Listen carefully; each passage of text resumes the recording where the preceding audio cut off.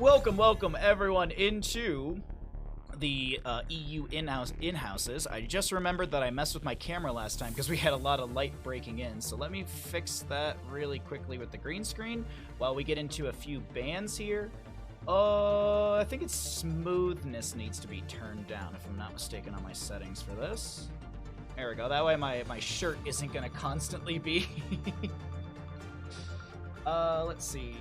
The green screen looks good. Alright, color spill reduction is fine. Let's turn down our green actual color, 200. And, alright, cool, thank you. Alright, so, getting into Battlefield of Eternity 2-lane map, we have got our Immortal race and all that good stuff here on the EU server. Things like Tracer, Genji are hot priorities in being able to dive into the backline. You've also got things like Lucio to be able to skate around, and his high fives are huge. The other big thing that I've noticed in the EU meta is going to be the lack of Stukov, and it has to do, from my understanding, from talking to players and people in chat, it has a lot to do with basically the cleanse factor. Stukov doesn't really have a hard cleanse button like Rhaegar, Uther, Lili, Malfurion. They all have a button they can press for cleansing, whereas Stukov technically does. I mean, you can press R at some point and shove everyone away, but it doesn't always work out the best. So things like Lucio are a hot priority. Things like Anduin are very, very popular here as well because of the yoink value. You're going to lurk to have a great stream. Thank you for the lurk. I appreciate it. It's a cozy Sunday. I think there's going to be a lot of lurking today. I do think that is going to be the case. But you know what? We're hanging out. We're casting. We'll go fishing for subs a little bit later on. And Blaze, another thing. A hot commodity in EU, will be banned away, gonna get rid of his bunker. I don't think we'll see combustion. I doubt we'll see combustion. These players are cowards, so they'll never take the fun talents. And a Hogger to be banned away as well. Good race potential with the Hogger, and he will not be available for the game. But first pick, over to the right-hand side, what are we gonna kick things off with? Brightwing is up and available. Joanna as well. Vala's up and available. We have seen some priority into Vala in the past.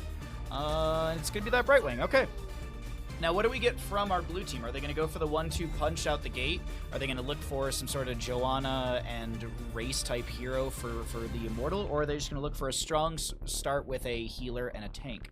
I'd say maybe lean into the Joanna and some sort of healer early on. Or actually, since the enemy's already got a healer, you can kind of just wait on that and see how their draft will be built, and then decide, do you want an Anduin, do you want a Deckard Cain, do you want a Malfurion? And we'll actually see that. We'll see the main tank, and we'll see the ranged assassin, we'll see the Diablo and Hanzo together. Good synergistic value. If you catch a prime, I hope you catch a prime or 5. I hope I do catch 5 primes. That would be really nice. That'd be a nice chunk of primes today. I do appreciate everyone being here. I don't know if I don't know if Darth's here, but they literally subbed like right at the end of yesterday's stream, and I didn't get to thank them, so hopefully they pop by and I can say something. Genji Muradin. Okay. Now there's the Genji to be able to dive in. Brightwing's going to be able to get some polymorph value on top of Muradin CC, so it's just a good composition so far from the red team. Nothing really crazy to note. Nothing like, oh my god, could they go and do a Cho'Gall? No, I mean, yes, but they won't. Have a lovely day.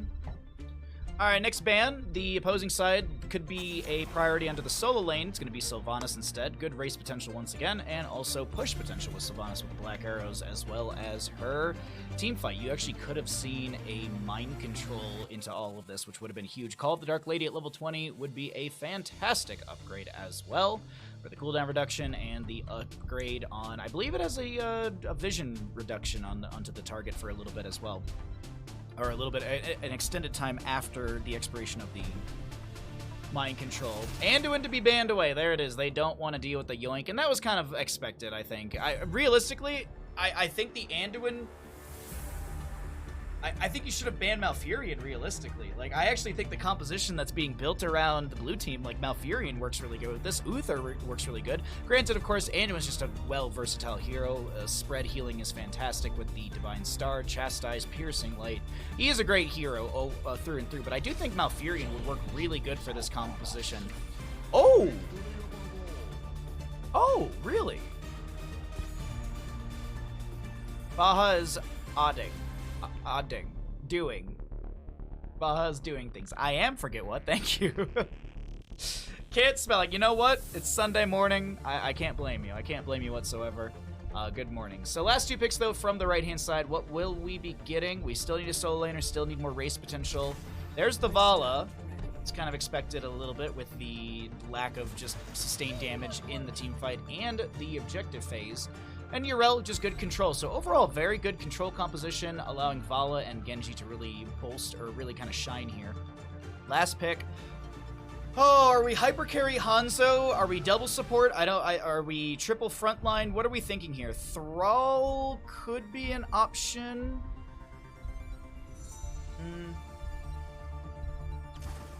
The wait is over. Actually, a blind is probably a better idea. Also, it leans into the dive composition. Ming? You know what's crazy? I barely have seen any Ming, especially on a map like this. Like, Battlefield is a good map for Ming, and I feel like I don't see her ever. Which team wins BOE? The blue team, the red team. I can spell today. All right, let's throw 2 minutes on that bad boy. I'll swap us into the casting screen. You can go ahead and see who's on what. I'll show the level 1s when we get to game, and I'll introduce the players. Where's my button? Where's my button? Hey, listen! Gambles. Oh, I'm on the wrong casting screen. God dang it, I forgot to set up stream today. Whoopsies. There we go. Alrighty. Never bet against Brightwing. Alright. Well, we'll see if anyone's got the moxie. We'll see if anyone's got the moxie to bet against Brightwing. It's, of course, early in the stream. It's, you know, people are still making their way into the stream, so it's early viewership. But hey, we got some odds. There we go. That's the best. That's what we like, is odds. What's up? Yeah, forget what. Thank you for the second. Yes, thank you. Second or whatever. Alrighty. Level 1s. Let's go ahead and take a look at them as we introduce our team on the left-hand side. We got our blue team. We've got Drac on the Diablo, Stark on the Dahaka, Banana going to be mounting, unmounting.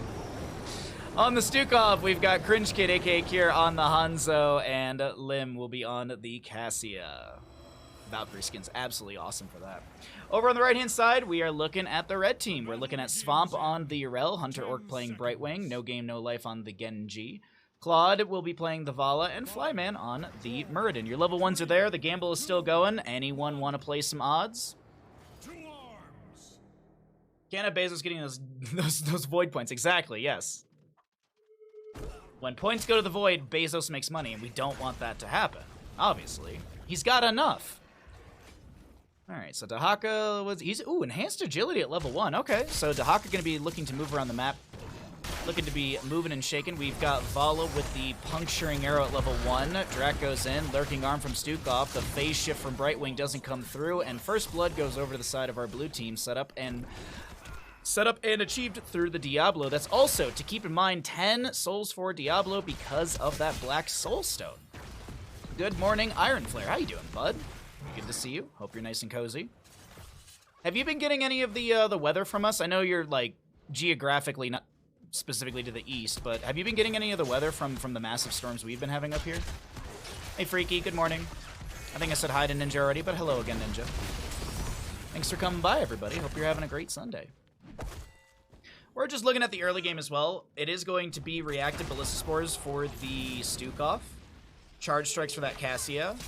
Cure is going to be going for Scatter at level 1. Pretty standard. I do want to point out that Drac, the Diablo, is going Feast on Fear. Drag from Dahaka onto the Brightwing immediately, and Hunter Orc will go down. Genji able to get the Swift Strike out. Diablo makes another initiation onto Vala, who's able to vault away. Flyman lanes a Stormbolt into the Diablo's face, and that will be the end of that engagement. As Yrel continues to soak up top lane. Snow in the mountains, wind and rain. I hope it's been nice and cozy for you. I was I had breakfast with my parents right before this. I made pancakes and my dad made an omelet. And I was telling them, I was like, yeah, I had a dream last night that, like, I walked into the kitchen and there was water leaking from the ceiling, like draining, like someone like turned on a faucet very lightly. And then I was like, but I remember the leak was over the sink, so it kind of wasn't that big of a deal. Like, it was kind of taking care of itself. So yeah, either way. We'll see how the snow how the snow is handled up here because I was already seeing some neighbors shoveling their roofs and stuff, but they've got ice damming issues. A polite and considerate leak. Exactly, Day. Thank you. Exactly. I'm gonna inconvenience you, but not that much. First Immortal spawn, north and south position, as always here, and we will be seeing our top lane continue to be pushed up a little bit by Genji. Dahaka just gonna play it safe and clear things out. Over by the fort front gate, as the bruiser camp for our red team will be grabbed, our blue team will be doing the same. They've got some good race potential. They've got some good, camp clear, so this shouldn't be too long for either side, realistically. I do want to note, Vala at 7 stacks. My favorite inconveniences are the ones I can ignore indefinitely, yeah.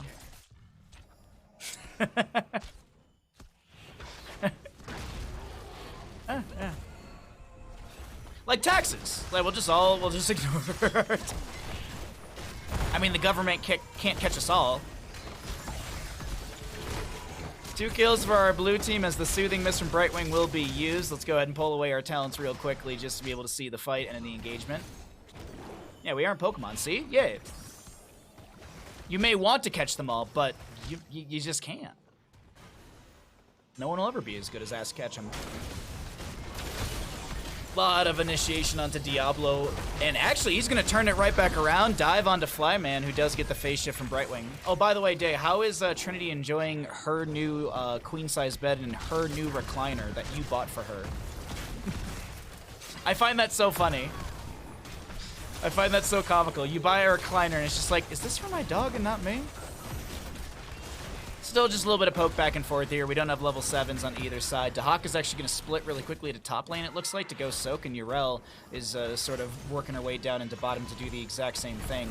Though I will point out, with the extra 2 kills early on, this is going to be 7 talents here first to our blue side. Look at the Diablo in the bottom, in the bush. He's looking for an angle.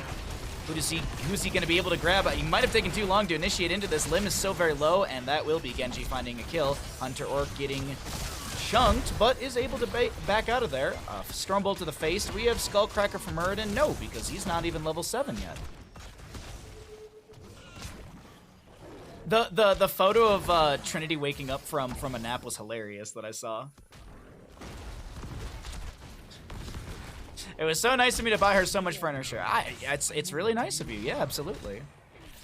First half, the Immortal phase will expire here. Looking good for our red team. Excuse me, for our blue team. Little Immortal race blindness there. Kira already set up with and scatter into the Immortal as the fight initiation is into Diablo. He's going to try and back away with a Shadow Charge. Phase shift from Brightwing onto Genji. Deflect comes through, and Diablo goes down. 69 souls, not enough to buy back, so he will be dead for the next 13 seconds. And I think Cure will go down as well. Righteous Hammer onto Lim here, who's all by themselves. Dahaka decides, maybe wait, is Dahaka going to try and burn this down?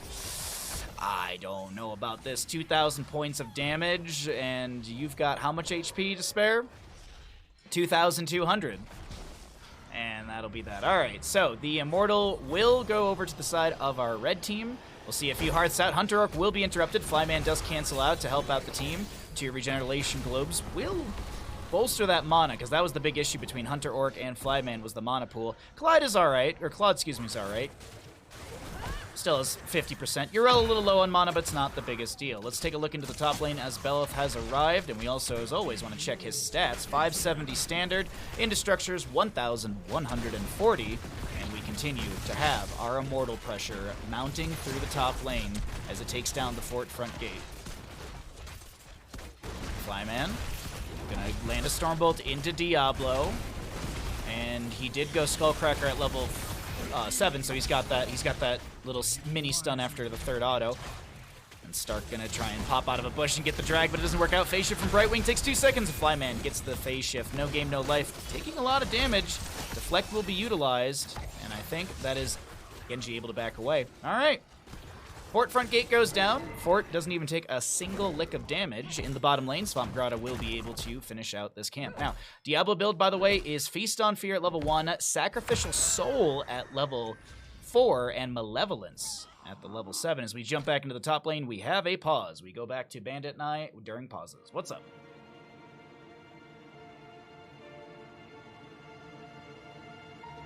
Oh, what's up, everybody? So we have a small tactical pause here. Let's go ahead and see what the players are saying. We got lag from one of the players, so that'll be okay. Actually, we got the ready out from said player or team. Let's go ahead and pull it back. Oh, I remembered. I remembered today we have to jump into voice comms at some point, so we'll do that. We'll do that during some of these games. But we should be getting into the game in just a moment here. 3, 2, 1. There it is. All right, back on in. Little tactical lag pause. No, just gotta let the server chill out here. We are in Europe. You know, I have a casual 191 ping. No big deal. 191 ping. Yeah, I could easily click to the left and then my character would move about 30 seconds later. Diablo Souls are finished out, as you can see on the left-hand side of your screen. Extract from the Genji will be coming through. A lot of good damage onto Lim, and that will be a secured kill onto the Cassia. Drac is going to get a healing pathogen from Banana, and I don't know if Diablo can find a way out of this Vala with the double vault. That's going to reset Diablo Souls. Cure gets hit with a Stormbolt, and it is a solid triple kill. Top lane fort will go down. Dahaka continues to siege up the bottom, and things are looking all right for our red team here. Early game was looking a little sketchy with those initial 2 kills favoring the blue side, but that's not the case as we continue our way through Battlefield of Eternity, our first map in the EU in-houses today. As a reminder, these heroics that you may or may not have been watching for are at the top of your screen. We'll cycle through the other numbers. Avatar will be popped by Murden. You saw the ball lightning from Cassia. Phase shift from Brightwing does come through. Banana so very low. That's a polymorph from Brightwing, and Stukov goes down. Genji with a jump onto his brother on the left-hand side of our screen. I'm going to try and zoom out here. I don't know what happened to my vision really quickly. Something broke. Stormbolt into the Cassia, and it's going to be a 2-for-1 favoring the side of our red team. Maybe a kill onto the Diablo, who does make a solid shadow charge onto Genji. Going to get a little bit of healing here and there, and the swift strike through. No game, no life. Oh, yeah. Wow. Wow. I mean, I think there's only one way to talk about this, and that is to seriously say, a singular strike. What a fantastic moment for Genji right there. Holy crap. No game, no life. That was beautiful. I honest to God, thought the X-Strike was just going to be death. Because it was like 1 or 2 tower shots were necessary to kill the Genji in that moment. But the X-Strike, and because the big thing that I had completely missed, and, well, not missed, but just forgotten about, was Genji got a reset off that Swift Strike kill. So he, through Diablo. So he had a Swift Strike reset, so the X-Strike was completely safe, not greedy at all. Really good play. Really, really cool play. Definitely something this player should highlight if they are trying to make a reel for themselves. That was really cool to see. It was dirty. It was squeaky clean, honestly. It was squeaky clean. A little scatter from Hanzo. Are still done, or excuse me, still done. Has been done with the simple geometry at level 1. Dahaka at 4 stacks on the enhanced agility, so he's moving just under mount speed. He's at 128%. Once he hits that 5 mark, he'll have mount speed for 5 seconds after tapping a bush. 13 talent here over to the right-hand side. 3 to 12 in kills as Vala is going to be looking for something here. A lot of damage into this Dahaka. He burrows into the ground, has the Lurker Strain. Cure goes down in the back line because I was focused on something else. Ball Lightning from the Cassie will be used. Ardent Defender from Urel does soak up some of this damage. Isolation from Dahaka does connect onto Urel, who is going to be getting a bop with the Righteous Hammer. We've got Lim so very low on the left-hand side. That's a Swift Strike reset for Genji, who does go for the agility. Massive Shove doesn't work out. Genji getting Swift Strike after Swift Strike reset, and it is an absolute massacre. Somehow Diablo went down over here, and once again, I love pushing this. I love pushing this button. I love pushing this button. Destroy them all. Wow. Wowee. Team kill. So our blue team will lose all 5. They're going to lose their keep. Belith goes into bottom lane with a fantastically large shield and a good chunk of damage into structures, 1,380 into structures, and we're going to be guaranteeing a fort through the bottom lane. Now, what is our red team going to do here? An arrow is just going to... Massive shove onto Flyman as well. We have a Swift Strike reset for Genji. Lim is going to pop the ball. Lightning protection from the deflect. The phase shift comes through, and oh my god, how Genji are you living here? There is no way in the rest of today's EU in-houses that No Game No Life gets Genji again. It's just not, it can't happen. You cannot give No Game No Life a Genji again. They are playing absolutely out of their mind with this character. Meanwhile, in bottom lane, Yrel was just pushing up the Immortal, and Genji does not kill his brother. We do have Vala with autos onto the core. 3 levels ahead. It's a, and I mean, yeah, this is looking like... See, here's the issue. The death timers are short because we're so early into the game, so everyone's respawning. Granted, if we look at the mana bars, like, mana's pretty good for most players. We still have a very healthy Immortal. The shielding's already down. More than 30% has fallen off the core, and this is looking like a final fight, but it's mostly looking like a brawl. It's a brawl. It's a brawl at the end that really doesn't matter, and it will be a trade Murden for Stukov, but at the end of map number 1, it is going to be our red team taking this battlefield map. Fantastically played. Fantastically played. Like, wow. Alright, let me choose outcome. Which team wins battlefield? The red team did. The red team with Brightwing. Never bet against Brightwing. Well, I guess never bet against Hunter Orc either.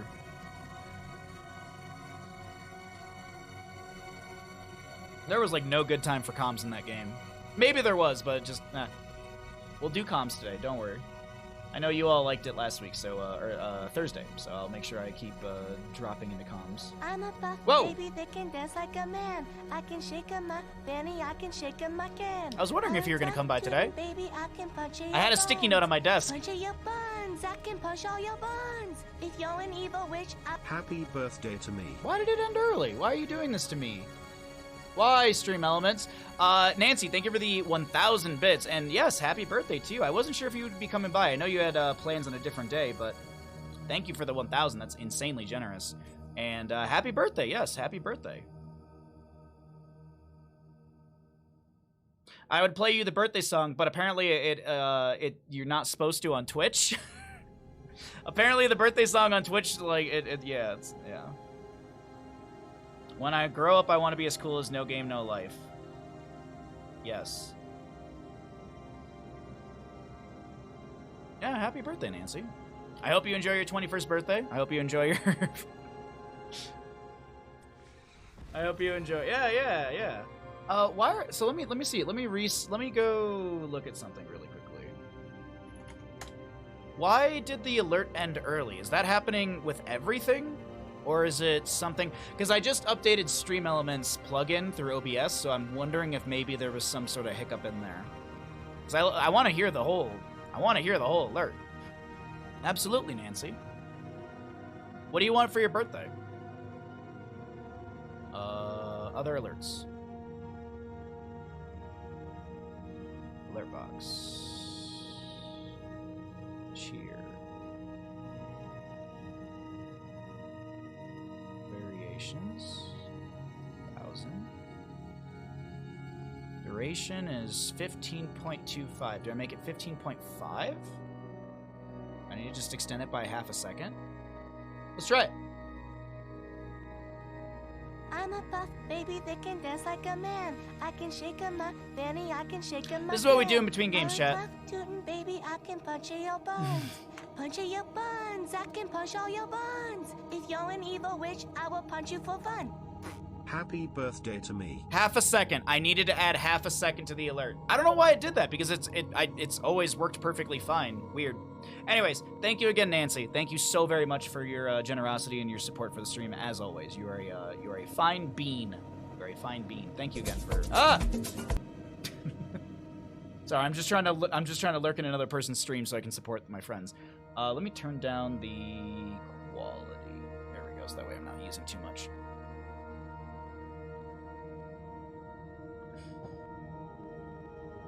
So Abba Murky here, right? Smile. You know what? I'm gonna Fundush. Thank you, Fundush. Thank you for the follow. Towers I'm gonna start harassing the players, asking them for just dumb things. Before we got into this, I was like, hey, are you gonna play Abathur and Murky? It's Towers of Doom. This is the map to run Abathur and Murky. I mean, let's be honest. It's not that ridiculous of an idea. Really. Come on now. It's a little warm in the house. Let me roll up my sleeves. Alrighty, Towers of Doom, welcome back into the Ravencourt EU in-houses. My name's Bahamut. On the left-hand side, we have our blue team. And on the right-hand side, guess what? We have nothing!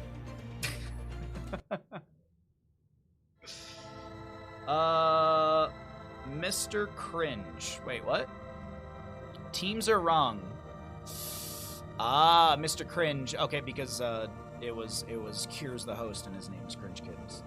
No one even responded to my Murky comment. This is just upsetting. This is sad and upsetting.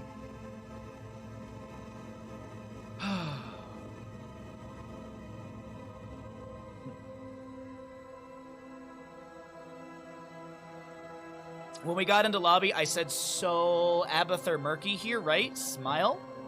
And no one said anything. No one even said anything. Murky comment. Butt key comment, yes. It's inexcusable. I know, right? I know. Thank you, Nancy. Thank you for understanding. I'm glad, Chet, you're on my side of these things. You're on the right side of history. I played a Murky game on Towers of Doom with 4 supports. I was never more terrified. How could you have 4 supports? There's only 3 in the game.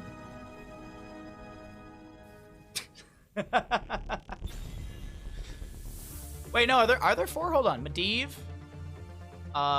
Lost Vikings, Zarya, and Abathur. Oh shit, no, there are 4. I'm an idiot. Welcome back, everyone, into the Ravencourt EU in-houses, blue team, red team, all that good stuff. We're getting into bans. Hogger will be banned away. Do we, let's see, is there a no game, no life in this game? Yes. Will there be a target ban onto their Genji? Yes, and be sure to say happy birthday to Nancy and Chad. It is their birthday today. So Abathur, earlier today, they took the top Merc camp by themselves. That is very common, yeah. If you, Gilly Shark at Bingo Night. Oh my god, I'm blanking. Schumann, I think, right? Schumann's the Gilly Shark player that would play Abathur and would, like, solo grab camps and stuff like that all on their own.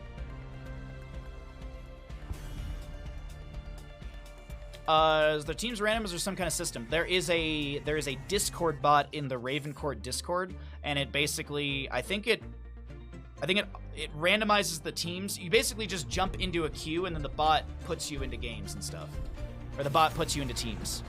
So there is a randomization factor. Absolutely, yes. This is the easiest way to call this is it is community-run Storm League, because there's actually an MMR system and everything within the Discord as well. Like, the bot has an MMR system and blah, blah, blah. If Soaking's in chat, they can talk more about it with actual knowledge, but that's essentially, like, that's the surface information about it. It's a community-run Storm League where you won't have to play again. You won't have to get Smurf accounts. You won't have to get accounts that were bought, so you don't have to play with players that are not in the correct rank. The other thing too is that everyone's in voice comms together, so you also get to communicate. So there's just an extra level of I wouldn't say sweatiness, but just competitive. There's an extra level of competitiveness to all of this. Anyways, right wing on the right hand side. What are we gonna get against the Blaze and the Genji? A Joanna and Dahaka. All right, so Genji does make its way through to the left-hand side. I'm assuming no game, no life will be on that again. As we get into another ban phase, what will we be looking at? Gotta probably be targeting down some of the ranged assassins that they don't want to deal with here. Because you've already got your double soak, you've already got Joanna Brightwing, so maybe you look at something that's poke and wave clear, Li Ming, like maybe a mage, maybe Mephisto? Mephisto does has a really great spot on this map, but it's going to be Sylvanas, push potential, of course. The push potential, of course, with Sylvanas. Alrighty. And on the opposing side, we could probably just see a healer priority. Maybe ban out the Rhaegar for the Ancestral. Yeah, I think, honestly, a Rhaegar ban wouldn't be too bad. Or, yeah, Purification at level 7 is a strong pickup as well. A Nubarek, really? They want to get rid of the Cocoon. Ban Stukov all the puddles. Well, so it was funny because I had mentioned, I was like, oh yeah, we don't see a lot of Stukov, and then we got a Stukov last game, but like, I feel like that was the first Stukov I've seen in a long time in the EU in-houses. It's so weird. And it's not really that weird because, as we've talked about this in chat, a lot of people apparently in the EU games want to prioritize having a sort of cleanse on their team. So there's the Rhaegar, as I had mentioned, Muradin to come through as well. Why are they banning out a Nubarak? That is what I am interested in. I guess they don't want to deal with the dive potential. Cocoon is annoying. If they were a true gamer, they would take Locust Swarm like me yesterday.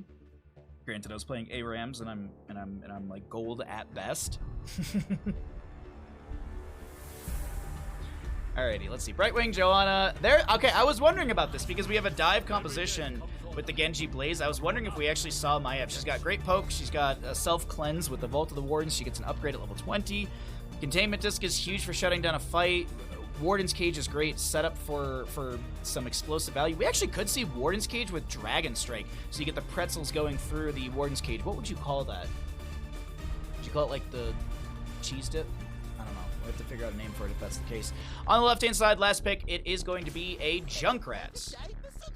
I am kind of surprised by a last pick Junkrat in the sense of that it got through, and he's a horrible hero to go up against on a map like this. He is so annoying. He's so absolutely annoying. All right, let's go ahead and start our prediction. 2 minutes. Let's go. Who wins Towers of Doom? Get your predictions in, and I wish you all the best. Sorry, I'm just going to check something really quickly. A noob dive with Blaze follow-up, Genji E equals kill. See, that's what I was thinking too, but it was just like, they really don't want to deal with the Nubarak. All right, that's absolutely fine. I don't know. I was a little surprised by it. All right, anyways, as I said, there's a prediction going. You got 2 minutes on who will win Towers of Doom. You can see who's on what side, who's on what player or character, and then I'll show you the level ones once we load on in. Thanks again for hanging out with me, everyone. Hope you're having a great Sunday. Hope you're enjoying the EU in-houses. Oh my god, Stark. Thank you for the tier 2. I will resend your alert when we get out of game. Chloe and I say hi. Hello, Chloe and hi. Oh, by the way, Stark, I will put it in the Discord, but I was talking with my family. I will be able to play on the 11th. Yes, the 11th. I will be able to play on the 11th. We were talking about when they're gonna skedaddle on that day, and I was like, oh, that's more than enough time for me to get stuff done around the house and then be able to join Discord, or join D&D, so I just wanted to let you know sooner than later, so that way you just know. Anyways, on the left-hand side, we got our blue team. Also, the prediction's still going if you want to gamble. Someone went all in, Stark, so there's some odds to play. If you bet on the blue team, it's a 1 to 81 odds. Left-hand side, Claude on the Junkrat, Death Knight on the Rhaegar, canceling the dance. No Game, No Life on the Muradin, Svamp on the Blaze, and Cassiopeia, I can never say their name right, sorry, on the Genji. Surprised by that swap, actually, after how good No Game, No Life did on the previous Genji game. Joanna to be played by Cure. We got Cure on tank, Gia on the Maiev, Stark on the Dahaka. This is a different Stark, not the one in chat. Lim on the Hanzo, and Legacy on, excuse me, the Brightwing. Or maybe it is the Stark in chat. Maybe it is. And they just have another account that's just Grandmaster. Never bet against Brightwing. Alright, well, we'll see what happens. I'm a good multitasker. You are, actually. A lot better than me at it. I have to turn off Twitch streams when I'm playing D&D with you guys in some moments because I need to make sure that I'm paying attention. Looks like we have a bit of a pause here. Let's go ahead and find out. Oh, we have lag. We have lag. Okay. Whoa! I think that's the biggest prediction we've had in this channel. Holy crap. Well, while we're in pause... Oh,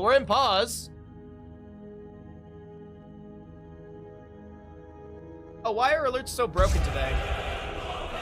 1 second. There we go.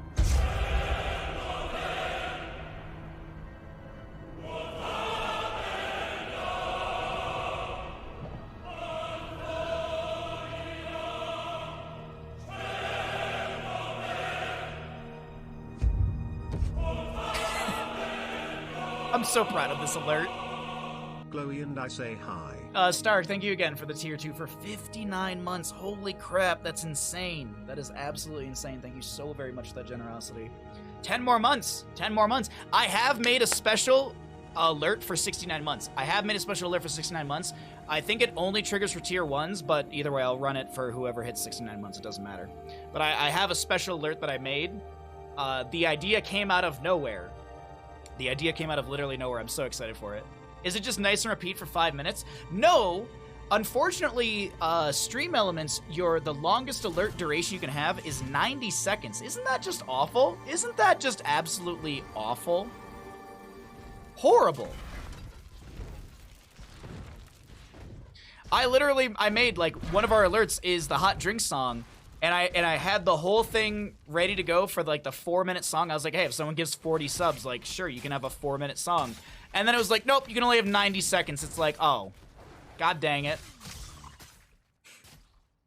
So, I mean, you know what? In 10 months, Stark, you'll find out. I actually don't know who's the closest. I really don't know. It'd probably be someone who, like, it'd probably be like Hedgie, who I haven't seen that guy in ages. So he was like one of my first subs actually. Alrighty, anyway, sorry. Let's talk about Towers of Doom. We're into it. We have a Hanzo with the target practice at level 1, going to be building up those stacks, and we'll check on that a little bit later. He's got to hit every enemy hero 3 times for the extra 30% and 100 damage. But if you hit every enemy hero once, you get that 30%, so kind of verbalize that a little weird, but it doesn't matter. We've got the enhanced agility for our Dahaka, going to meander his way across the map. I like the way that Dahaka actually left this engagement, because it leads Swamp Grotto to believe that, oh, Dahaka went to this camp. Unfortunately, with the Genji rotating up, and I'm not sure if Stark saw this, I don't think they're gonna... Ooh, hold on. Ah, we've got Gia coming in as well. The camp's gonna be on... Oh, a really good jump in from Gia. Jet propulsion from Blaze. Here comes a phase shift from the Brightwing. Umbral Bind pulls Swamp Grotto back in. Is there a drag? Is there a drag? Lurker Strain. We don't have level 7 yet. Can I hit the button, please? I don't know if he had drag or not. I really don't. I didn't get to hit the buttons quick enough. Hanzo gonna try and get up a couple extra stacks. We are at 1 stack currently for Hanzo. There's that reward as I was talking about. But when he has 1, that means he's hit 1 hero on the opposing side 3 times at least. First objective phase, gonna be triple. Standardization is always in the top left and right. The only randomization is the third altar is going to either be in the bottom position or in the center. And of course, as you can see right there, it's in the bottom position. Shuriken Mastery for the Genji at level 4. Blaze with the Incinerator Gauntlets at level 4 as well. We've got Reverberation for the Muradin. Pinned down for the Maiev. She's expecting to be able to get some really, really good Fan and Knife hits. I gotta be honest, I never can finish that. Out of all the times I've tried with Maiev, I can never finish that one. I feel like it's such a hard talent. It feels like the Bile Drop talent from Sagara. It feels just so difficult to do. Oh, also as a reminder, if you see Nancy in chat, it is their birthday, so do wish them a happy birthday. I think I asked Nancy. I was like, "Oh, what do you want for your birthday?" And then I was messing with other stuff, so I might have missed the message. Genji gonna not be able to get away. The Hanzo is able to jump over the wall and get a Q to the face. Feels birthday, indeed, it is birthday today. Maya with the Spirit of Vengeance. Will she activate it? No. Phase shift from Brightwing right next, and Legacy gets a bunch of healing in. Level 7 apiece. We do have the... They're gonna do it! The Dragon Hunger's at level 4, or level 7. That obviously means we're gonna get Flawless Technique. Someone's gonna finally take Flawless Technique. Someone will finally do it. This is the day. This is my day. It's gonna happen. Lim knows good talents here. Don't do it! Hey, Hydra, what's up, bud? Polymorph from the Brightwing. Stormbolt a little wide right there. Umbra Bind onto 2. Maiev gets the pull onto the Genji. No game, no life. Getting a little low here. Lim getting low, or getting dropped down. Keep saying too many crutch words today. Nice follow-up from Gia to be able to find the kill. Dahaka does brush talk down. Gonna walk into a steel trap. And the dinosaur will meander his way back up to top. Poor Dahaka. He's like, I'm gonna come play with everybody. And then he just steps into a... I was trying to think of a hunt, like, well, it's steel trap, but He was going to team fight until he took a steel trap to the foot. That's all. There we go. Hanzo setting up on the left-hand side. As we cycle through the other numbers, let's get an idea of what those look like. Be swift, heroes. Do not. You have so much to live for. Yeah, like Stormgate coming out. Before you. I'm super excited about that.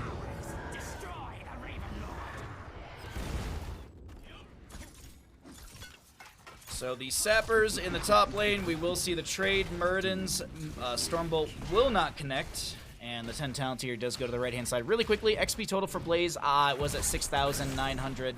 The Concussion Mine from Junkrat. Very, very nice right there.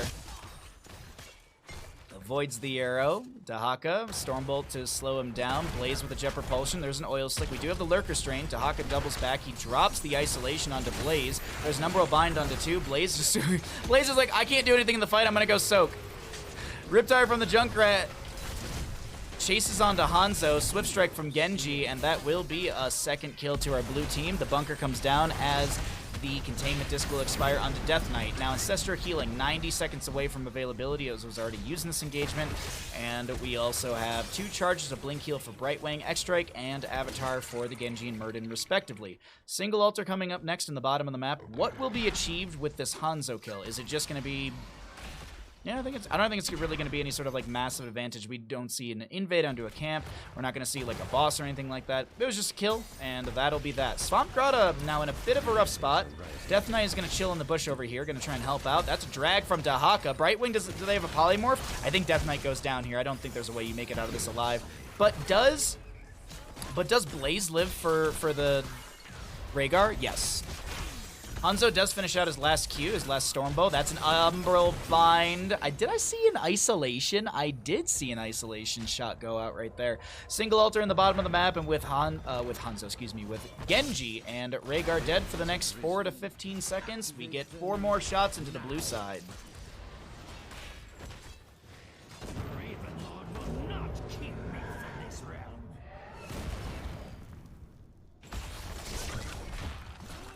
Concussion Mine splits back a few enemies in the bottom lane, but it really doesn't stop the siege. Gia tries to go for not an Umbral Bind, a Containment Disc. Dismount onto Muradin with the Fan of Knives. Hanzo trying to poke here and there. We're getting closer and closer to level 16, chat. Lim just might do it. They might just go for Flawless Technique. And totally not take Piercing Arrow, which has way more value on a map like this. On every map.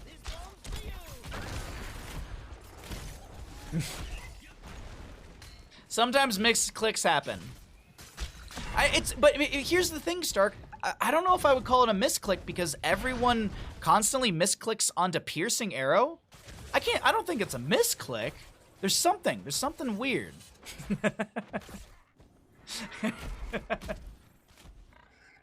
Oh, teehee. Alrighty. Let's go ahead and take a look at the double soak, or the rotations here. Containment Disc is going to go wide. It's not the longest cooldown. I mean, it's, what, 40 seconds? 45? It's a weird number. It's 40 seconds.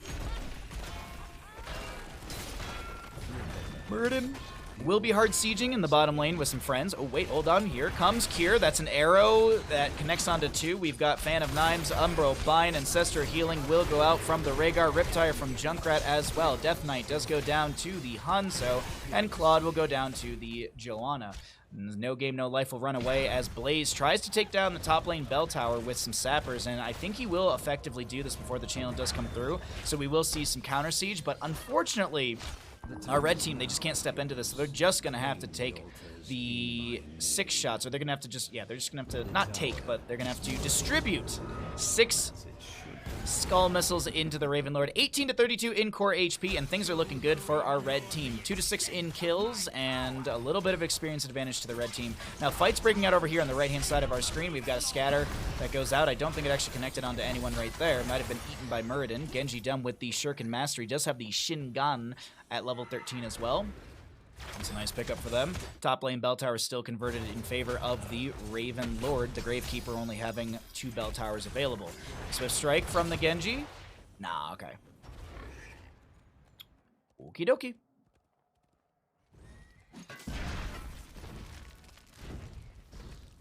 As a reminder, too, if you are curious about the upcoming the upcoming movie night. It is on March 17th in Discord at 3 o'clock PST. We'll be playing Dark Souls 2, and then I'll stop around like 2 or 3, and then we'll do the movie. But let's talk about this fight. The Riptire from Junkrat pops onto 3.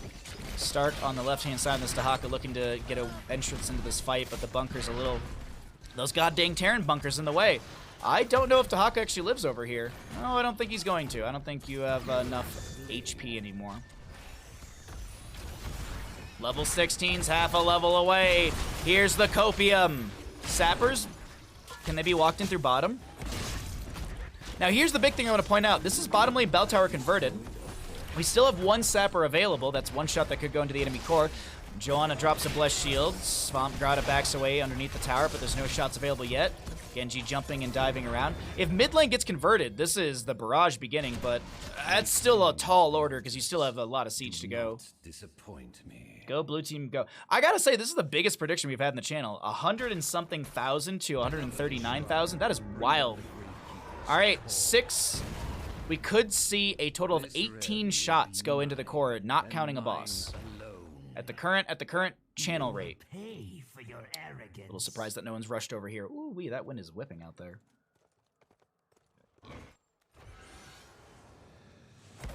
One interrupt from the Fan of Knives.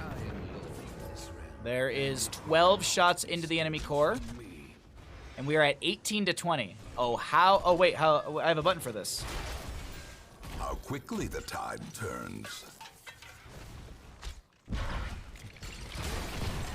Jet propulsion into Cure. There's a phase shift as well from the Brightwing over on this right-hand side. Death Knight going for the channel. We have some Shattering Teeth chasing out. Hanzo rips an arrow just to get the delay. No channel, but the top lane bell tower is converted. So we're going to look at one potential less shot for the enemy team. One extra shot for the allies. Swift Strike from Genji solidifies the kill onto the Maiev, who does not get Ancestor Healing. Or excuse me, no, Ancestor Healing went onto someone else. My apologies. Misread the target. Nice delay from Lim with the Sonic Arrow.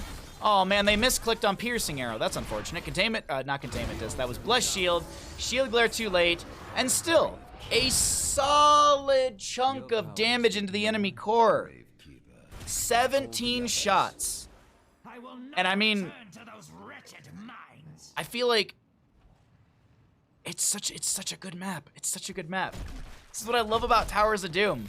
Absolutely love about Towers of Doom. Was I seeing Claude purposefully hit the back with the frag launcher grenade and then the grenades were rolling back into the camp? That's interesting. Heroes, I have opened That's a very tunnel interesting. near our core that leads to the battleground center. Use it well. What? I mean, Whammage? I've opened to my tunnel as well. No, I believe you mean Wumbo. I Wumbo, you Wumbo, he, she, we Wumbo.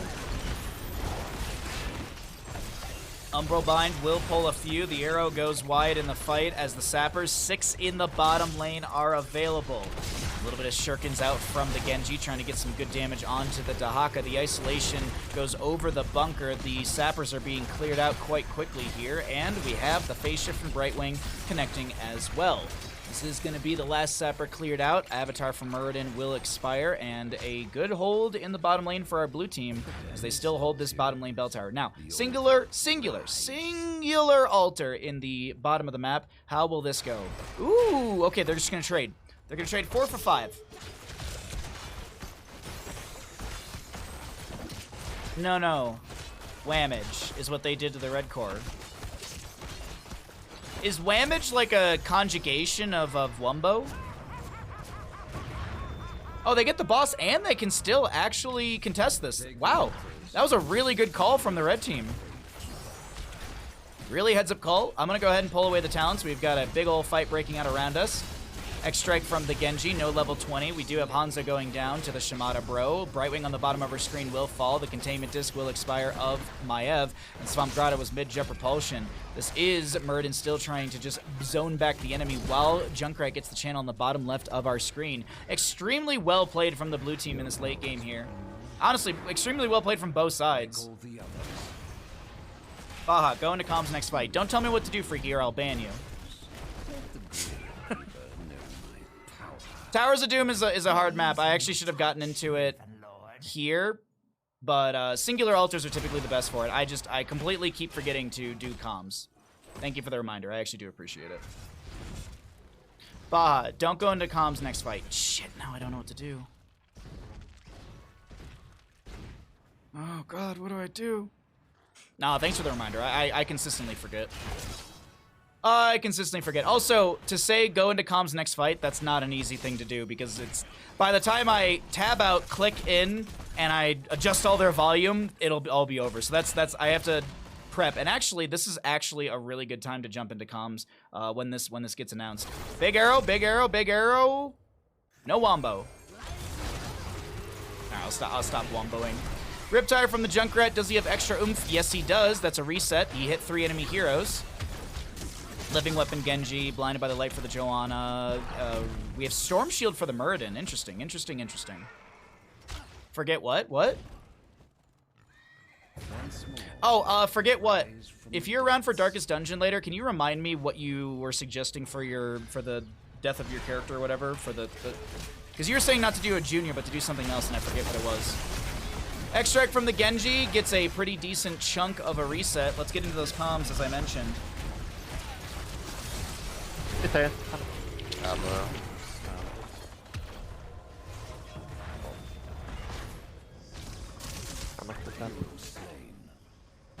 The altars have risen.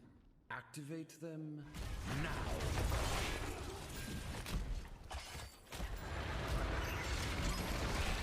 Oh man, beautiful comms, man. Detailed, well detailed comms. Oh, that was unfortunate. I jumped into the red team comms, and I was thinking that something good was going to happen for them, but unfortunately not the case.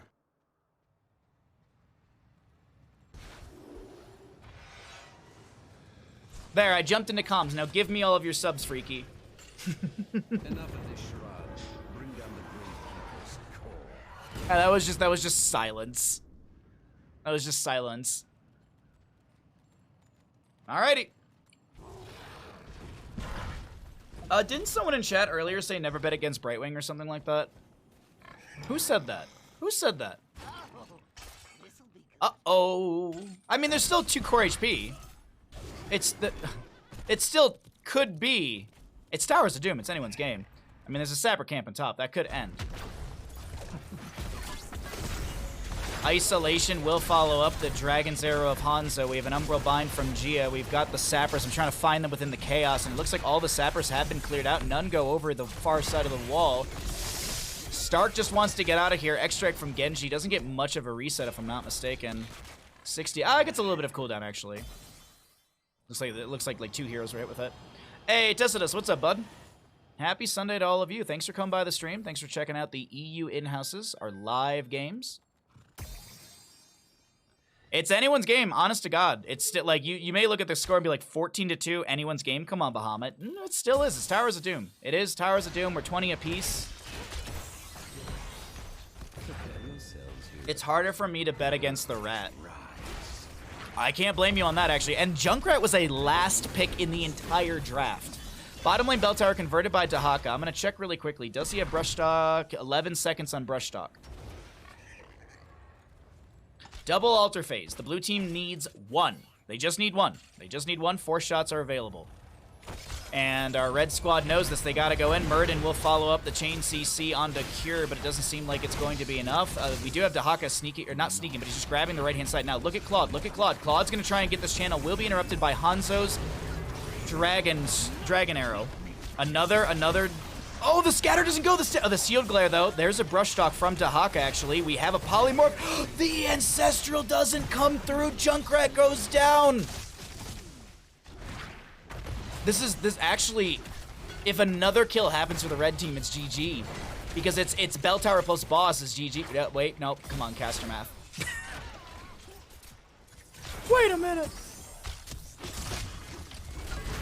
It's going to be 2-2 if both of those things happen, but Ancestral Healing, Farseer's Blessing will get the second proc. Death Knight going for the channel. The scatter kills the Genji, and Death Knight will cancel. Stark is going to go zone back the Rhaegar on the left-hand side of our screen, and okay. Okay.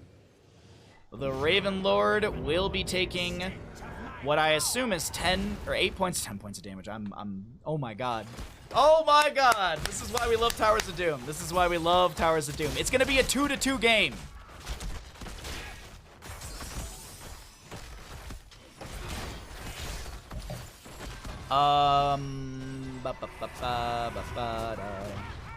Sappers will be taken out through the bottom lane. Yeah, bud, what's up? You're doing so good today. Math, we don't talk. Yeah, we don't talk about it.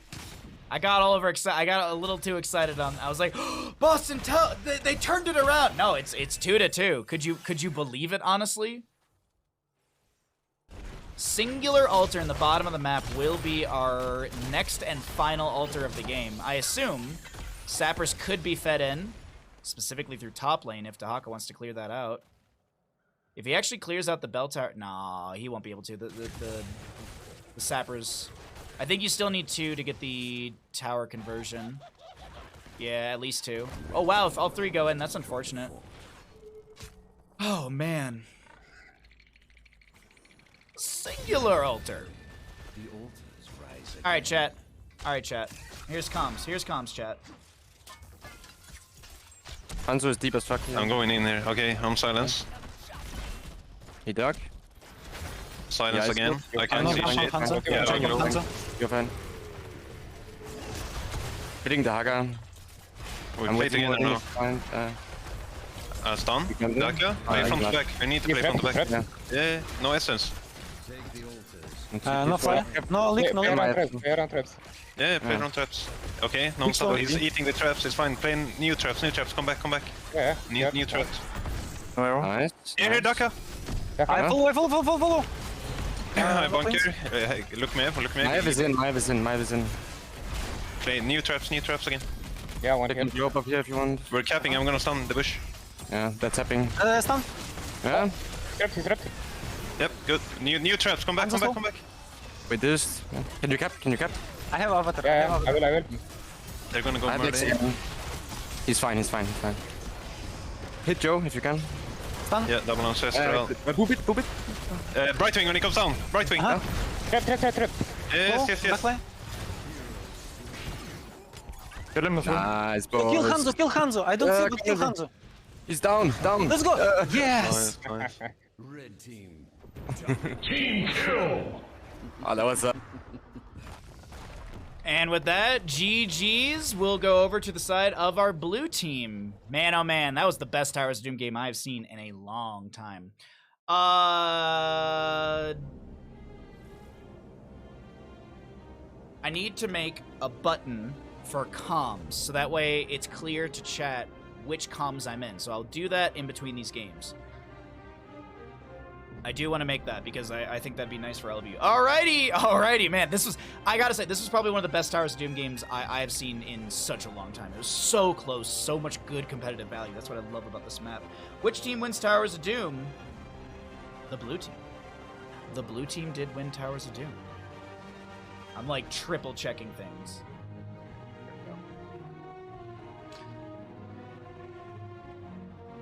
Monster kill. This one? Monster kill. Is that what you wanted? All right. Let me go ahead and show you some stats, and we will continue.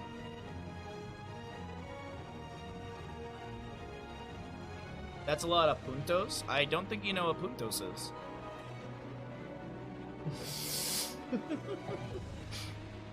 I might wanna think about that word.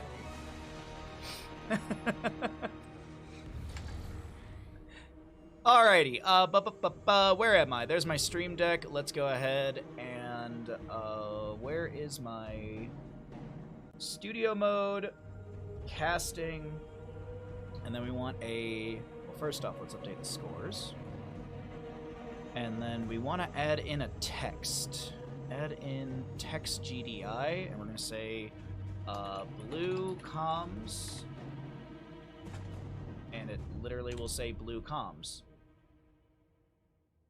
It's going to be a little, it's not going to be like oh my god, the best production value on Earth. But you know what? It's going to be something nice so that you all can see which comms we're going to be in. I'm sure you'd like to know and to kind of know who you're hearing, so. What color do I have text? In gray. God, everything is gray. Let's make it pink. Sure. Well, if you got a lot of points from that last game, congratulations, and that means that you now should go ahead and gamble a ton. All right, blue comms. Let's go ahead and add a outline. Let's make that outline a 10. Make it black. And hit OK. And then we will copy. We will paste duplicate. No, yes, I got it right. Cool. Paste duplicate. Rename. Did I miss a lobby? No. Okay. Freaky, thank you for the redemption. I'll do that once I finish updating this little thing for us. Red comms. Let's say, and it's gonna say.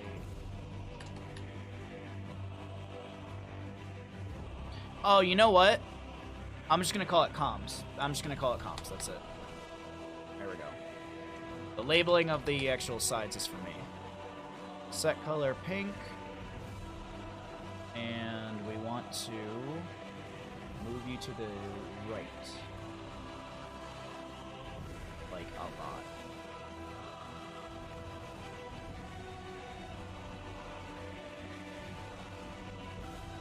There we go. Whew, I got in just in time. So this needs to be 1,600. Sorry, my apologies, everybody. I just want to get us a little bit of extra cool, some extra cool stuff for the stream. All right, so that's good. Let's make this 140 as well, and we can move it to the left a little bit. And then we make a stream deck button for these, and we are good to go, chat. Thanks for your patience. Thanks for being here. Thanks for hanging out. I appreciate it. We should go fishing soon. We should really go fishing. Source visibility. Please tell me OBS or please work today. Heroes of the Storm. StarCraft 2 cast. Maps. Playing. Here's the Storm casting. And we want blue.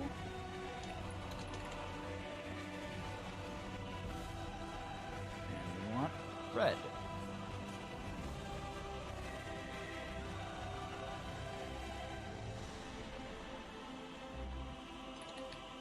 Alrighty.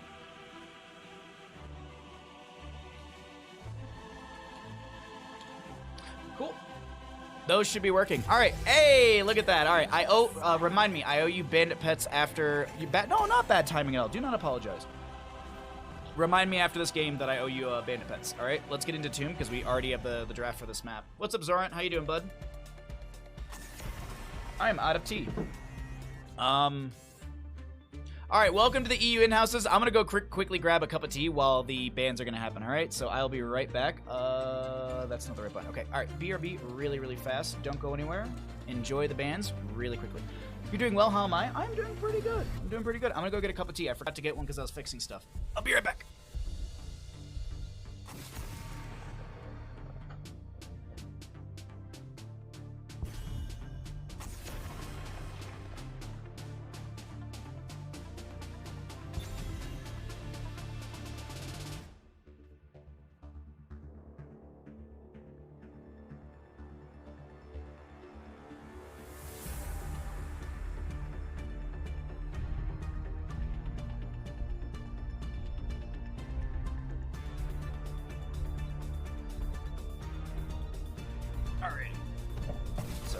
I am back.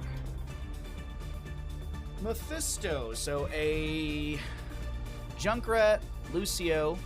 We have a Diablo Mephisto and a Blaze. Blaze to kick things off. All right. Brightwing's still up and available. Genji's still up and available. We're heading to Tomb of the Spider Queen. Excuse me. Woo-wee. Man, people made some points off that last game. Well, that was wild. That was absolutely wild. Alrighty. Asmodan? I wish. I don't...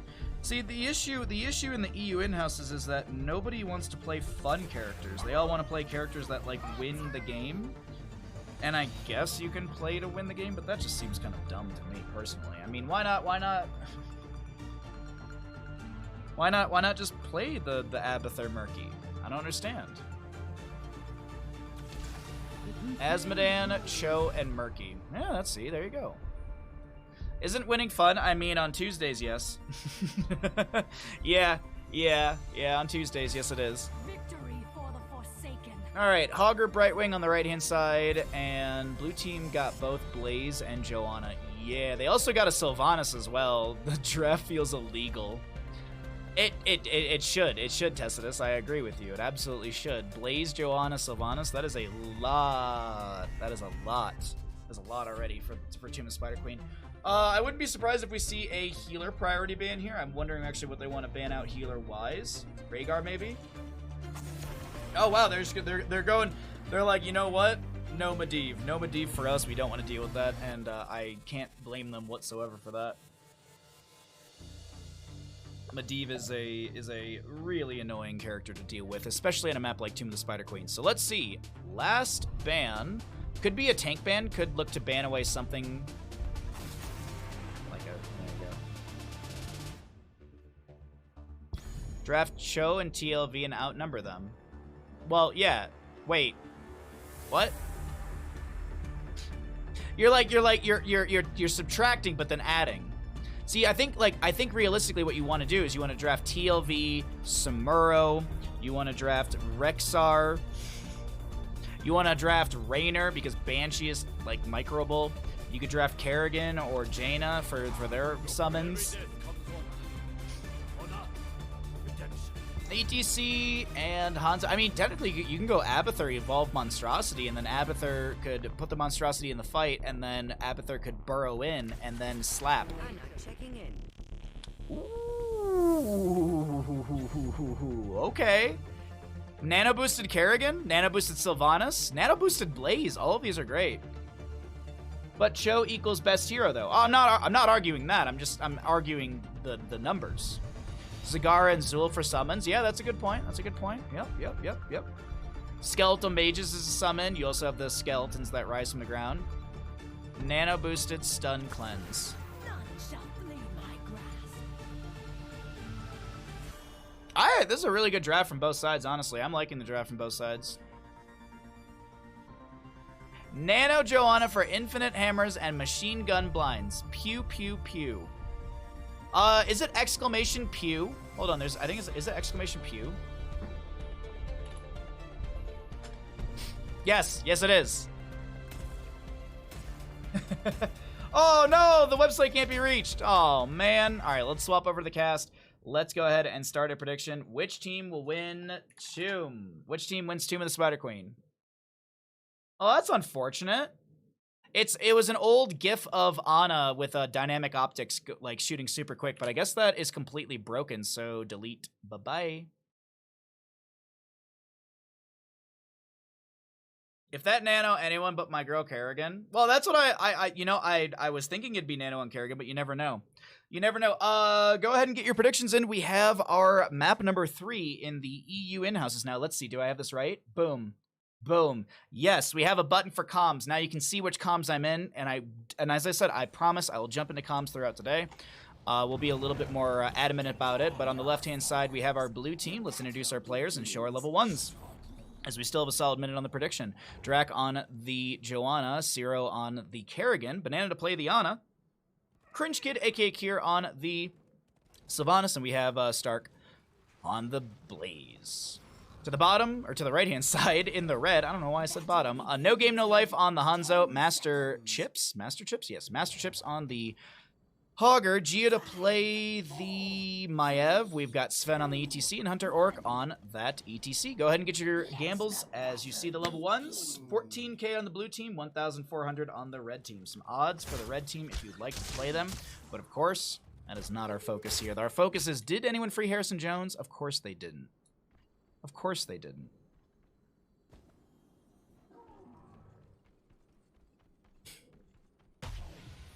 Always play the odds. See, yeah, that's what I do, honestly. I mean, it's Twitch channel points. I mean, it doesn't really mean anything beyond getting more pets and stuff for Bandit, which, as I promised, we'll do after this game. ETC does go down. The cow will be cooked. What? What? What? Harris, what do you mean? What do you mean, what?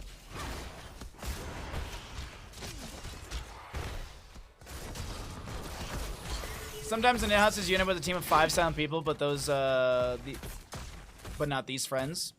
Yeah, like last game I jumped into one of the comps for the teams and it was just silence. And then I jumped into the other comps and it was like everyone's talking, and it was also the highlight, it was, you know, the high moment of the game, so it was also a lot of communication to happen. So we'll definitely jump into comms throughout today. It's a really fun aspect. It also allows me just to chill out and kind of listen to what the players are talking about. And we'll probably do it around like level 10s and summons and stuff like that. That was the rule in CCL that Grubby and I kind of just silently agreed upon. Like we never talked about when, but it was always like the best sort of comms always happen around level 10 plus an objective. So like Infernal Shrines, typically it was like the second or third Punisher was the best time to jump into comms. First one was kind of whatever because it's the first Punisher of the game. Sometimes teams even forego the first Punisher and then just soak, push a lane, whatever, and then go defend. So there's all these nuanced rules. And then of course, you know, you as Soaking was saying, sometimes you get into comms and it's just absolute silence. And sometimes you get into comms and it's popping off, so we'll see. What exactly are butt comms? Well, if you have to ask, you don't want to know. Sven gonna get little ravage hit by Zero. Ooh, a primal grasp and a little stab. What is the name of the stab? I always forget. Primal grasp is the pole. Impaling blades. Impaling blades. Right. Queen of blades. Impaling blades. Not much to say when you're getting pummeled in a team fight. What? Usually when I'm in a team fight and I'm losing, I'm just like I'm super vocal, and it's only when I'm winning is when I'm very, very silent. I don't know what you mean. What? Mentals don't get shot when you get your entire team bodied? No.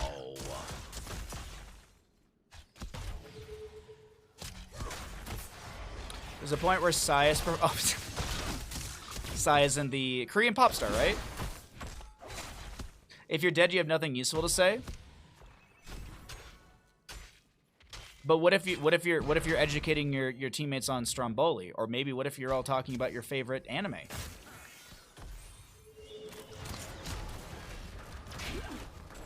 These are important conversations in the middle of a fight, or not in the middle, but when you're dead. Yeah. Or how do you get bingo? Yeah, exactly, Stark. I say I have the most useful things to say when I'm dead because I don't have to focus on not hinting anymore. Oh, jeez. I'm like so behind on casting stuff. Like, I looked into a little bit of the Meta Madness. I think we'll do some of that next week. But like, I want to do NGS stuff. I want to do live NGS stuff, but it's so hard. It's so hard to try and do all that. Maybe after my family visits, I'll try and do... Maybe we'll start doing, like, a double stream day. Maybe, like, in the morning, I'll stream, like, playing games. In the afternoon, maybe I'll take a break, walk Bandit, eat dinner, and then maybe I go live again in the afternoon and do, like, live NGS games and do, like, 2 of those, maybe. I've been toying with the idea of doing double streams. I just don't know how exhausting it's going to be for me. That's the other thing. Either way, good damage onto Sierra, who gets a Ravage onto a minion, but the Master of Chips is still chasing on. Scatters from Hanzo do continue to poke, but the blue Web Weavers will be summoned here. As I mentioned, we'll do some comms later on in the game when we got some 10s. I think this initial siege should be mostly just lackadaisical.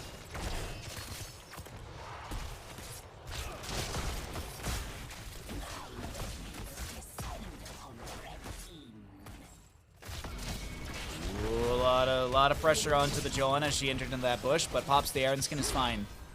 Primal Grasp and Impaling Blades not connecting from Sierra, but that's okay. Bottom lane, we are going to be seeing the Web Weaver on the fort right now. Might see the fort go down, and up in the top lane, a wave.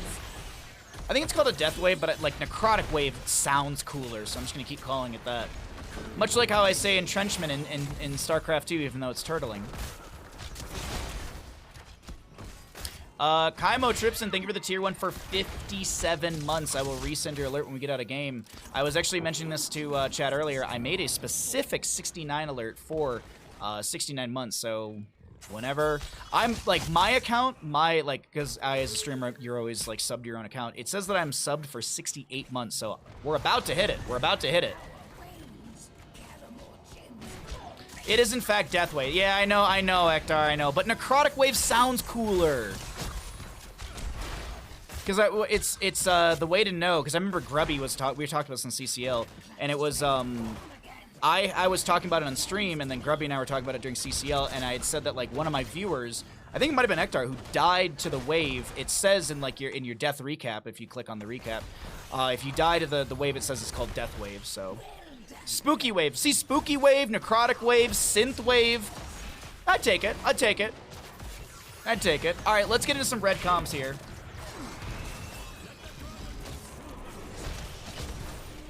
I'm sliding 2. I pull him back. I pulled it. No. Okay. We should get. I'm gonna get run for some top. Okay. No, I get it, son. Okay.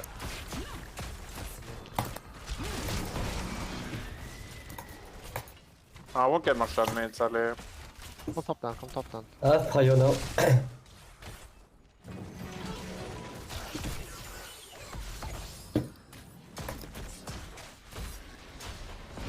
Can we look on Kirgan? Dead? Right now? Ouais, je teste. T'es ça, Hey, non? I'm dead. Trying to get gems. We're leaving. I mean, Blaze is bottom, but it looks kind of... All right, those are your red comms right there. I hope that was nice and clear and you all got to enjoy and hear what was going on. Man, I was so sad. Hogger got that bounce into the front gate, and you even heard the comms. They were like, oh, here. And then Joanna gets that Iron Skin at the last second. Zero, how are you alive with 51 HP, Zero? Can you calm down? Anyways. Shockwave doesn't connect. You actually heard ETC. You heard the tut right here in front of the gate, and you even heard, I think, Sven go, oh. Banana Anna OP.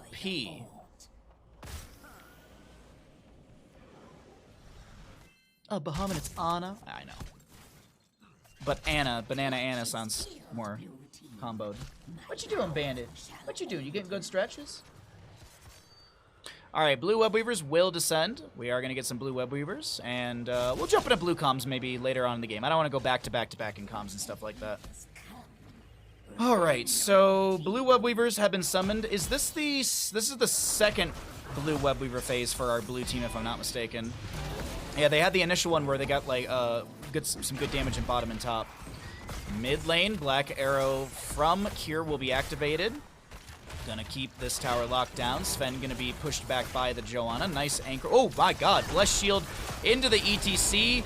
Healing reduction from the Biotic Grenade. Hanzo drops some pretzels across this engagement. Cure on one goes down. Banana Anna not able to get that heal in time, but that's okay, because Zero's still alive. Oh, maybe not, because that is a lot of damage from Hanzo. Maev? Wow. Man, Zero with that read into where... Wow, that was really cool, actually. Meanwhile, the Ultralisk. Meanwhile, the little Ultralisk. The little Ultralisk that could.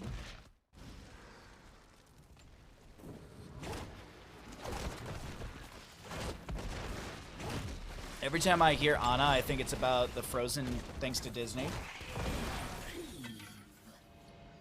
Yeah, I love Frozen. I think... Oh, sorry, one second, sorry. There's a hot tub guy that I was talking to, so he just texted me, and it's very important. So we have a bit more snow to clear, and then I will give you a call. Okay. I have to take a call from this guy because my hot tub is currently not working. So I need to make sure that it does not die. So I have a hot tub guy gonna swing by later on today. A hot tub guy? Yeah. Hot tub streaming coming? Homie, exclamation hot tub. Scroll down in the section below where it says stream goal. Scroll down to where it says stream goal. We've had this goal for over a year at this point. Zero taking a ton of damage. That will be a haunting, or excuse me, a shockwave. Now you got me thinking about haunting waves, chat. And Zero still lives, and ETC's the one to go down. Over on the right-hand side, Gia gonna get chunked a little bit. Hot tub streaming coming. I mean, if you all gift a bunch of subs, yeah, sure. We're only, what, 450-something subs away? Yeah, we're almost there.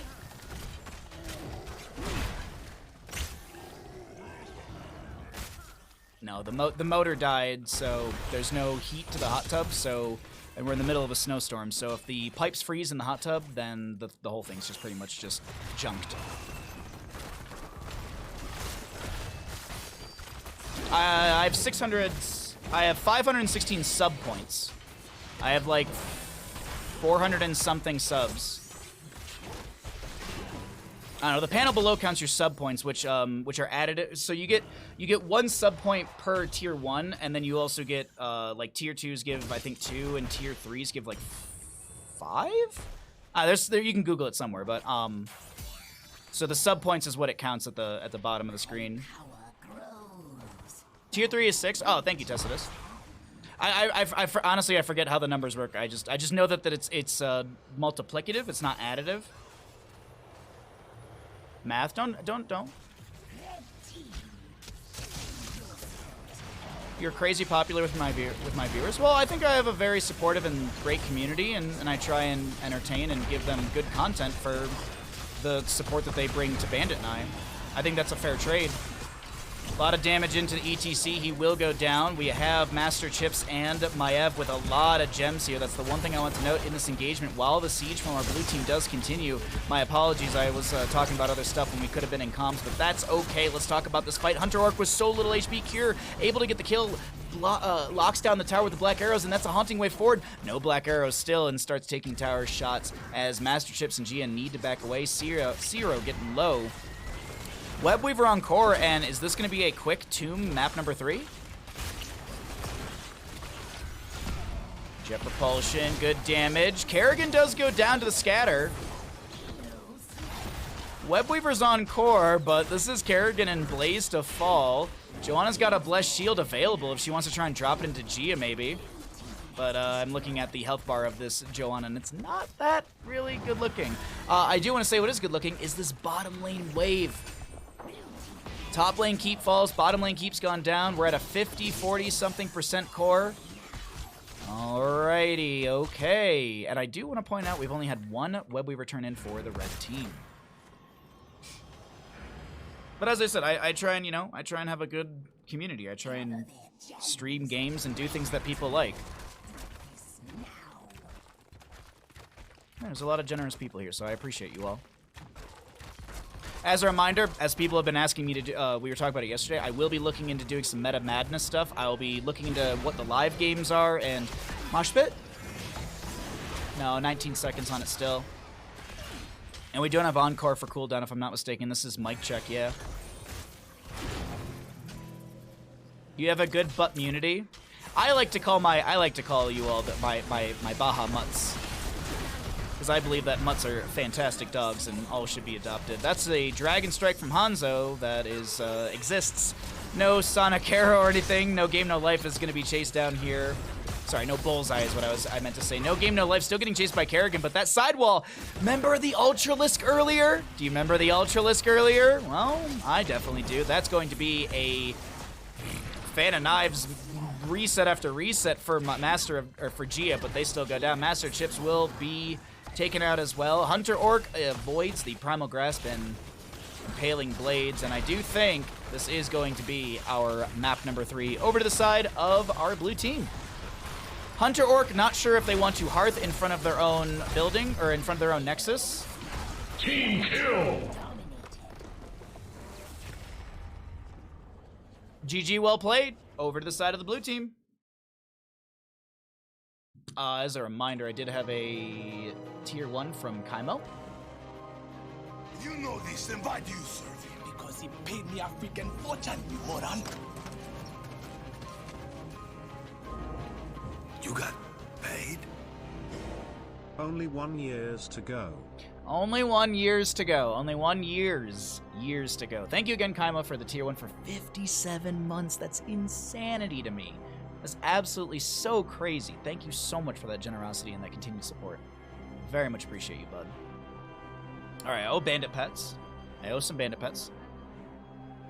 I'm also gonna go ask a question to my parents really quickly.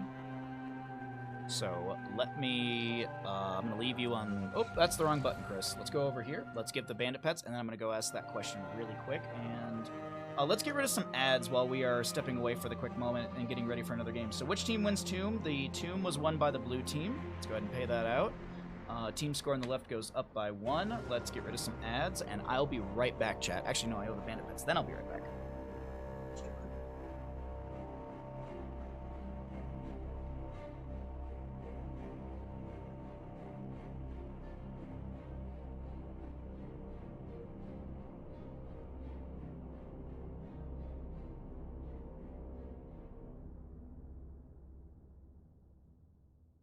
Bellamy's perfect.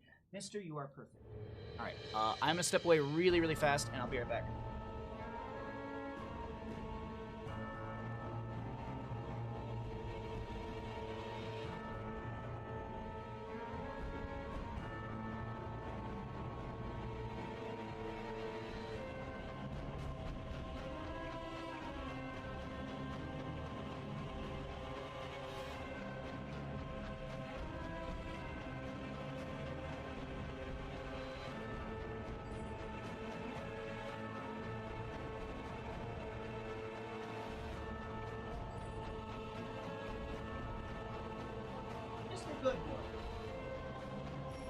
Alright, thank you.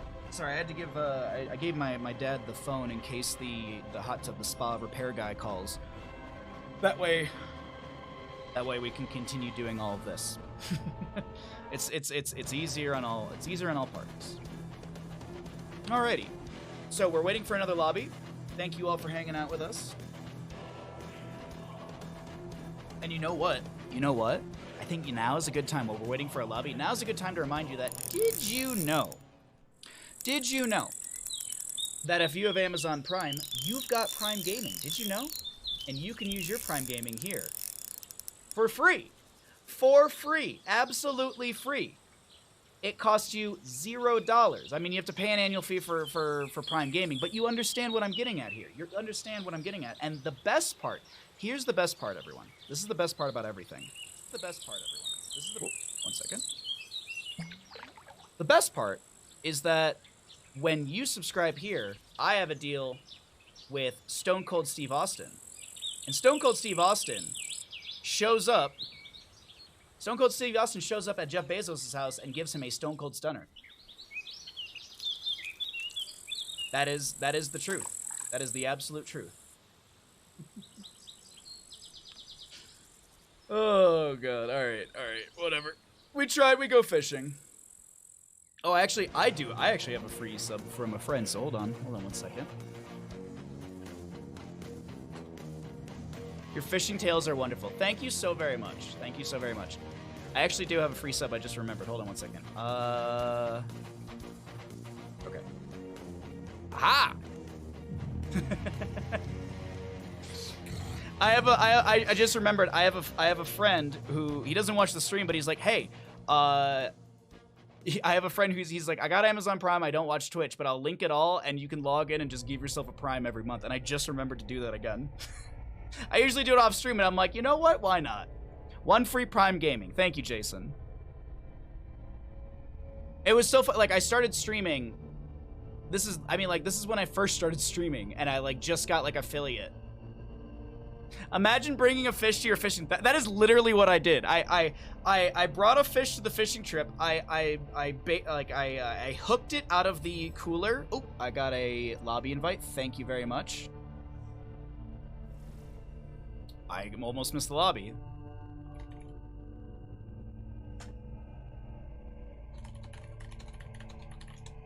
I was talking about fish. Oh, all right. Anyways. Yeah. Homie pulled a goldie out of a fishbowl and was like, I had a big one. Yeah, exactly. What's up, Ash Mantle? Yes, we are selling a painting if you'd like to take part in the bid. There is no minimum for the bid. There's no minimum. You could bid $0. Doesn't mean I'm going to choose you. Doesn't mean I'm going to choose you for the bid, but you could go in there and bid $1. You could bid $1,000, which would be amazing. It's whatever you want to do. But thank you all for being here. Thanks for hanging out. Let's go ahead and get into another game. Subscribe to Baja because Stone Cold said so. Yes, indeed. I was talking about Stone Cold Steve Austin, and I almost missed Cursed Hollow Draft as we get back into the Raven Court EU in-houses. My name is Bahamut on the left-hand side, of course. Got our blue team on the right. It is our red team. We got a couple new players and a couple of repeated players, so it's a little bit of everything here. And also, players are swapping sides, all that good stuff. So let's go ahead and see Diablo and a Genji ban. God, it is. The wind is whipping out there, but it's really funny because the Stellar Jays are all playing because the sun's out, so it's cute. Diablo and Hanzo on the left-hand side. Genji and what? Genji and what will be grabbed or will be banned out here? Brightwing, maybe? No. Junkrat, maybe? Possibly, actually. Junkrat is quite annoying on this map, but does he warrant a first-round ban?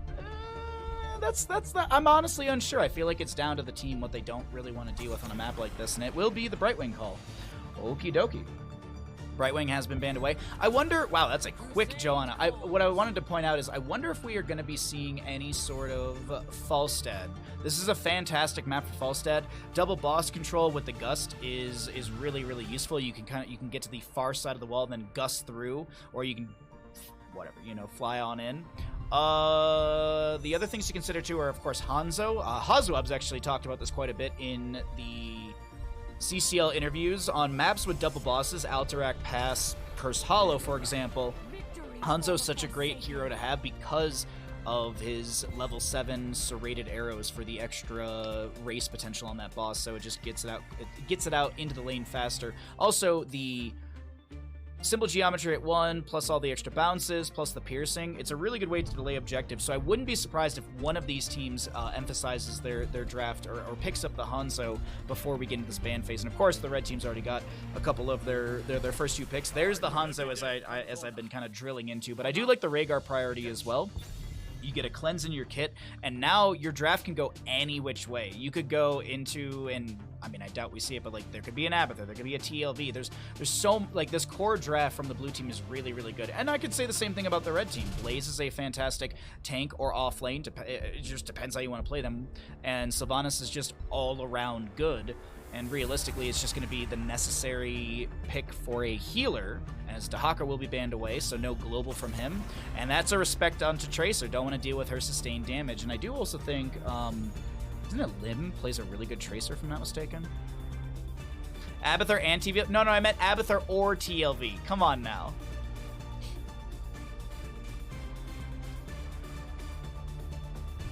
Oh, what am I going to do with you? You love a Tyrael? Tyrael's not a bad one either. But I feel like Tyrael is typically paired with Tracer. Well, actually, that's not true. That's not true. That's not true at all. That's not true at all. Is a Vala Tracer... Okay, thank you, Soaking. Thank you. Thank you for the information. I was gonna say, like, it's not like, oh, if you don't have Tracer, you can't go into Tyrael. It's just that they synergize super well together. It is gonna be the Vala. We actually might still get that Tyrael with the composition that's being built on the right-hand side.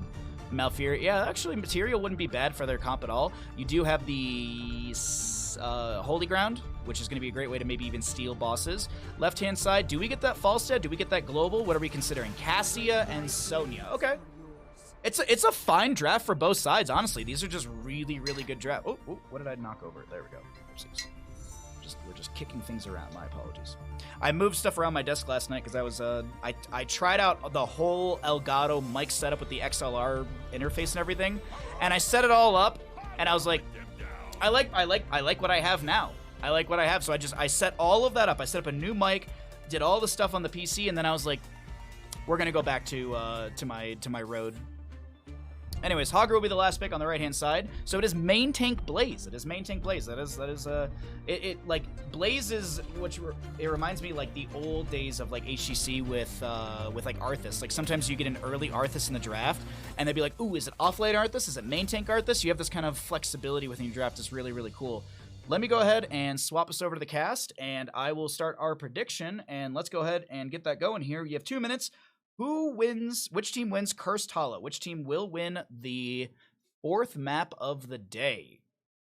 Will it be our Joanna, Hanzo, Cassia, Sonya, Rhaegar, or the Malfurion, Hogger, Vala, Blaze, and Sylvanas? Go ahead, get your predictions in. I will introduce our players and show you the level 1s if that does matter for your prediction. Sven on the Joanna in the blue. We've got Cassie to be played by Drac. We've got Rhaegar to be played by Death Knight. I thought they were all going to come out one at a time. That was kind of cute.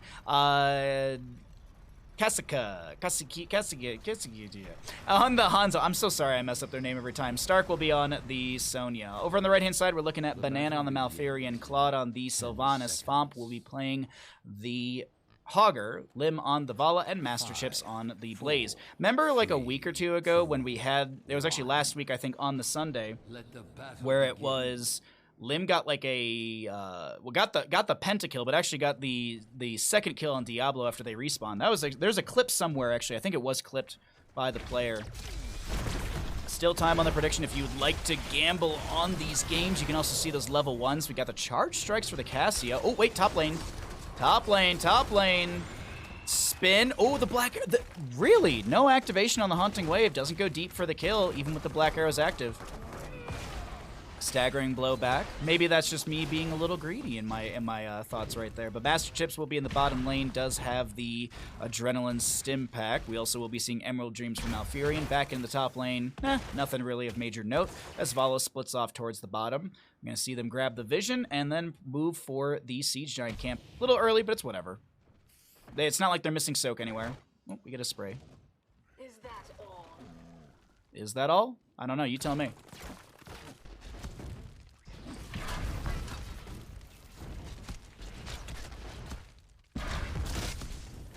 If you get good clips, feel free to share them in general chat. People love having their ego stroked. Mine too. You show those giants. Yeah, you show those giants your mastery.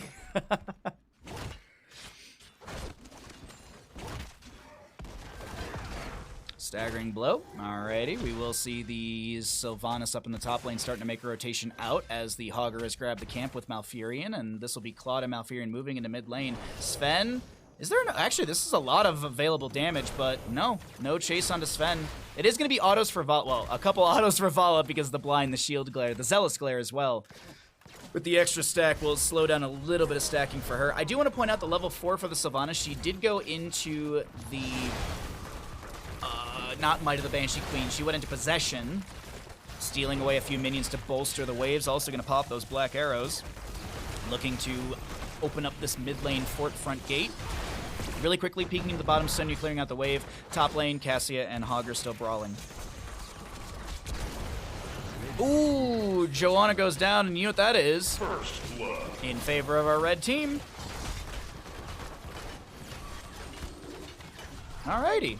Not too bad of a siege here in mid lane. Gonna check back into top lane as we do get our first objective phase. It'll be available at the 3-minute mark in game, and we're at 2:36 right now, so we got a little bit of time. Maybe a rotation from Sonya after she grabs this last wave. Master Chip's a little low in bottom, but Sonya's not going to stick around to greed for a kill. She's going to make the rotation and join the allies. Now, look at this advancement from Joanna. Because the Sonya's on the way, is there a spear onto Vala? It's onto the minion, but is there enough damage to chase onto Vala? Sylvanas will throw the Haunting Wave back and able to back out with the teleportation. Sorry, he's back and back. It's like when you rhyme streets with streets. That actually, yeah. There's someone. What is it? It's a Lamborghini gang. There you go.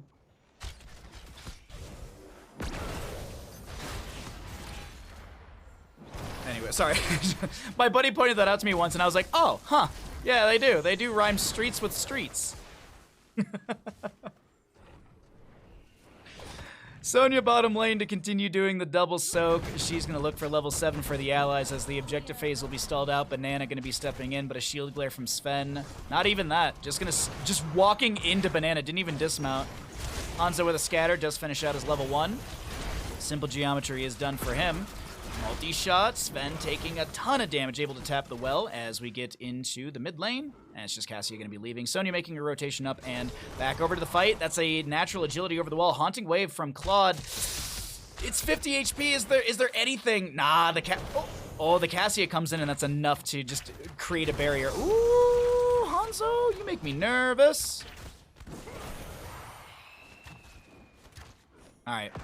The first objective channel will go over to the side of our red team. Meanwhile, back in bottom lane, Blaze is pushing things up. Mid lane's actually got a fantastic wave. I think Sylvanas has already used black arrows recently. Actually, no, it's available, so she can pop that and siege into this mid lane fort with the available wave.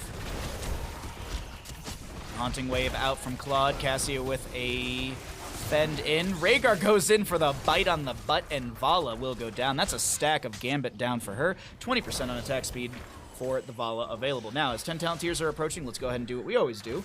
Cycle through the numbers, the damage, healing, and experience, as the 10 talent tier will be at the top of your screen if you are curious. Do want to point out, Sonya is Poison Spirit 7, so I'm hoping for a leap. We could see Wrath of Berserker, though. Leap has been pretty popular. You're welcome. No, I mean, just Leap kind of just leapt up in priority. Get it? And Poison Spear is really synergistic with that as well, so. Leap or report? Stats, bro. Bro, check out my stats.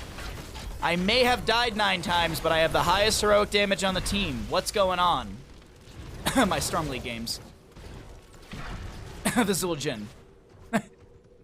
Bro, I'm just throwing axes and getting 100 U1 axe stacks, but why are we losing?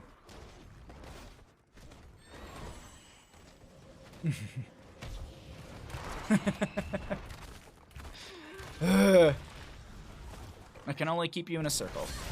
Oh, there was that one Alarak that one time who was, I was still skating to the fight and they died because they they literally walked into 4 enemies to counter-strike. Like, it was literally like if Blaze was by himself right now and he just ran up to drop a bunker, it was like, why?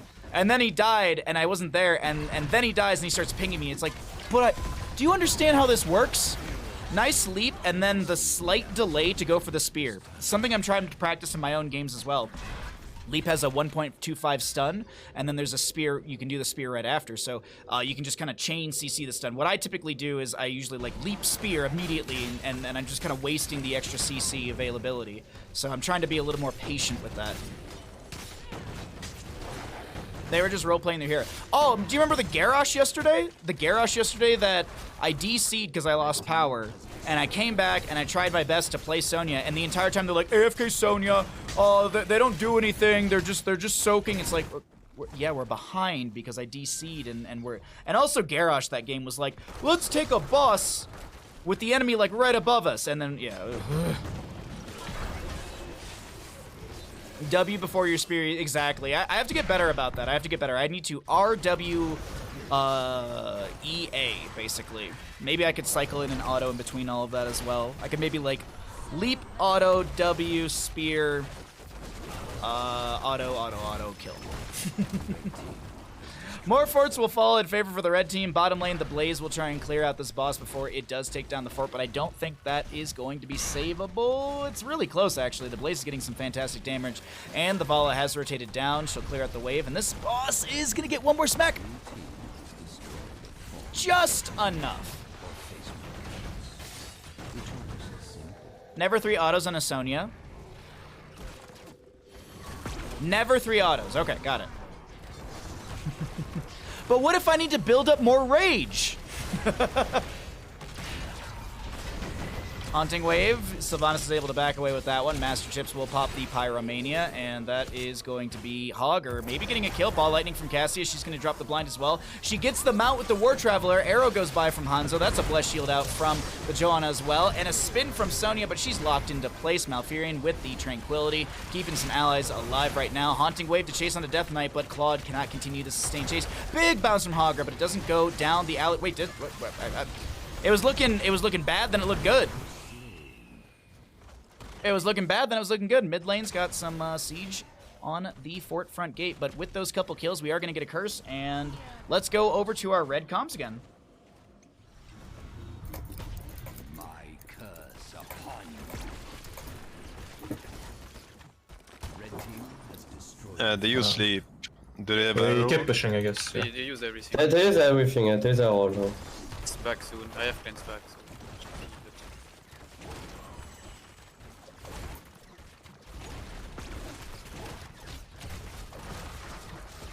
Cassia Hanzo behind this wall. I can open on these guys. Oh. No, the on Johanna. I'll take She him. has, She has Blast Shield, I guess. Yes, yes, yes. Oh, yeah. hard to walk. Sonya missing now. Yeah, thank you, you mean. Let's go, they're gonna go for Blaze. I take her. We have bunker though. Yeah, I'm okay. Shockwave here. Yeah. Sonya. Cassie. I'm on Johanna. Joanna, Get arrow.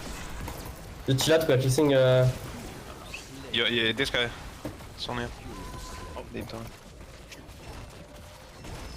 Do you have black arrows? Yeah, we can go Come up. on, come on. but one.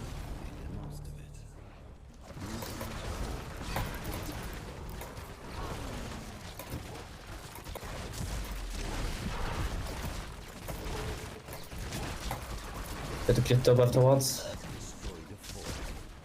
Alrighty, as we jump out of those red comms, we got to hear a little bit of what they wanted to do. I like the communication being able to say, all right, we're going to go for fort mid, and they're not calling for core. They're saying, do you have black arrows? Let's go bottom. Let's open up the map further. Bottom is also a win condition lane with a boss. Top does have the keep down to around 75%, and that's the lone structure. So even though the game wasn't ended there, you still have consistent catapult pressure through mid with no matching at all because the fort is still alive. Bottom lane will have a periodic catapult because there's the keep or the fort down on the right-hand side, but otherwise this map is looking really good for the red team. 16 will be achieved by the blue side in just a moment, and we are going to see Hanzo and Blaze in the top lane. We do have a rotation from Joanna. Is this a potential gank onto Master? That is going to be a Bless Shield into a Dragon Strike from the Joanna Hanzo.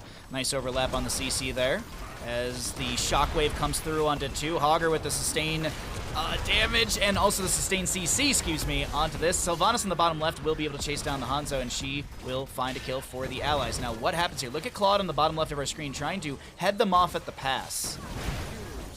Sonya goes down. Claude's in a fantastic position. No Wailing Arrow, but I think that the damage available, this might just be enough to end the game. Really good damage being returned from Drak here, and a trade onto Vala. Cassia goes down. That's a staggering blow into the wall. Sonya falls. A lone Rhaegar has to run away here. No Ancestral healing. The black arrows are popped to run past the keep, and it's going to be a call for core.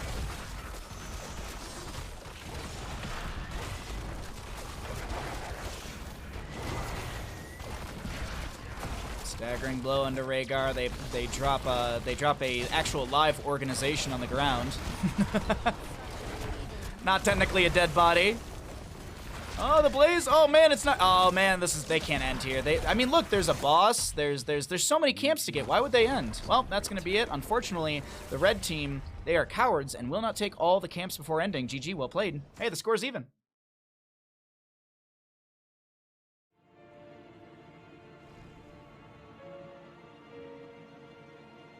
Alrighty, which team wins Curse Hollow? The red team. The red team did win Curse Hollow.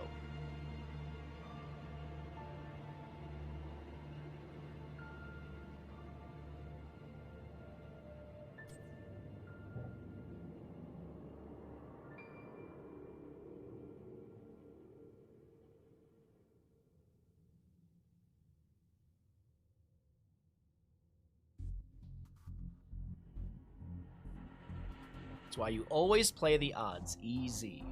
Really? Okay.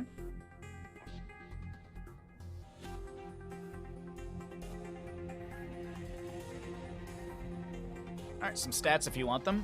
Some stats for you, bro.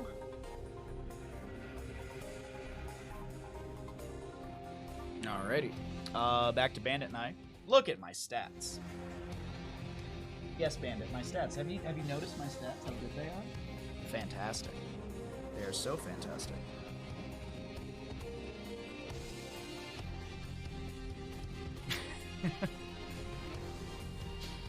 Alrighty, let's keep our eyes out for a lobby so I don't accidentally do what I did last time. Whoopsies. I was talking about Stone Cold Steve Austin. Alrighty. Oh, let's update the score as well, and we will wait for our next map. Oh, as a reminder as well, we do have, I have mentioned a little bit, but I'm waiting for the day when we get a hero, a champion of the stream. We do have a couple alerts that have not been discovered yet. If you scroll down into the About section, there's a section that says Gift Sub Alerts. We have a 6 to 9 alert that hasn't been found. We have a 11 to 19 alert that hasn't been found, and a 30 to 39 alert. I know those are some big numbers, but you know, we have those which are very, very great and very, very fun. They still, like, I've had them since the subathon. I was hoping that we discover them on the subathon day, but unfortunately, not yet. There also is a bit alert for, I think it's like 1,500 to 1,999, and that's a new alert that hasn't been found yet for bits. So if you want to, if you'd like to, it's always much appreciated. But thanks for hanging out here. If you are not following, go ahead and hit the follow button. And if you'd like to support the stream further, it's always much appreciated, as this is what we do 6 days a week. Thank you, thank you. Exactly, Tessidus. Let's see. Tomorrow's my day off, so I won't be streaming. Tuesday is going to be ranked all day. Wednesday will be StarCraft 2. Thursday is going to be casting. It'll be Here's the Storm stuff. Maybe we'll do some Meta Madness. Friday will be... I'll probably start stream early and end stream a little early. Denied. Denied what? What am I denied? Just randomly denied. All right. Let's see, so, Friday will be an early start. I might actually start like at 8 a.m., so that way, because I'm going to end early and go skiing with my family before they leave on Saturday. Saturday, I might just do a short little stream and then play some D&D, and Sunday, I don't know what I'm going to do yet on Sunday. Oh, I think I'm just going to cast. Yeah, I'm just going to cast. I wrote it on my calendar, yeah. Yep. Ranked on Tuesday, StarCraft on Wednesday, casting on Thursday, Dark Souls 2 on Friday, whatever I feel like doing on Saturday, and HOTS casting on Sunday again. That is the upcoming week. We have a lobby for Infernal Shrines. We're about to get into it, and we will see what happens.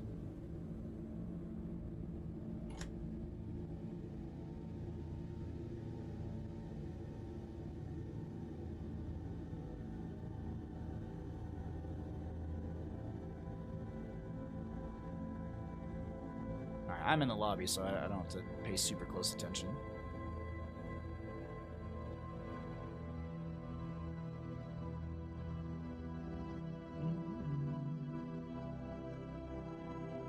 I don't know what we're gonna do for StarCraft this week. I don't know what I want to do. I want to maybe do some like at least 3 more ranked games like we did on Wednesday. We'll do like at least 3 ranked games. We could do more real scale. We're pretty close to finishing real scale. Oh, I was on I remember I was on the Rite of Rakshir mission for real skill, and I was messing up because I was like, oh, let's just mash the Void Rays into the enemy team, and then you can't do that. You actually have to, like, be a competent player. You actually have to be a competent player. Welcome back into Infernal Shrines. On the left-hand side, we have our blue team. On the right is our red team, and these are the Ravencourt EU in-houses. We have got some fantastic fun here for all of you, and we're getting into Infernal Shrines. 3-lane map, a really strong objective, and we will see what actually does happen as the Sergeant Hammer is the first ban. This is the map for some hammer shenanigans. This is the map for that, so I can't blame them for banning it away. Mephisto might actually have a priority here. This is the one map where I really do love seeing Alex Straza with the Globe Quest, and maybe a Mephisto with the cooldown reduction, especially at level 4 for sure. But we don't see it always, but rare, once in a blue moon, I guess you could say, we'll see it at level 13, the Hysteria instead of the Shard of Hate. Hysteria it's just insane. You can just spam heroics, especially the Endurance of Hate. Junkrat to be banned away, and let's see what else everything looks like here for the bans for Infernal Shrines. Infernal Shrines doing super good so far.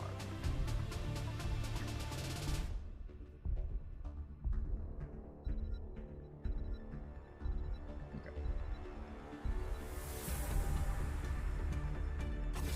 Alright. No Genji. No X-Strike. No backline dive.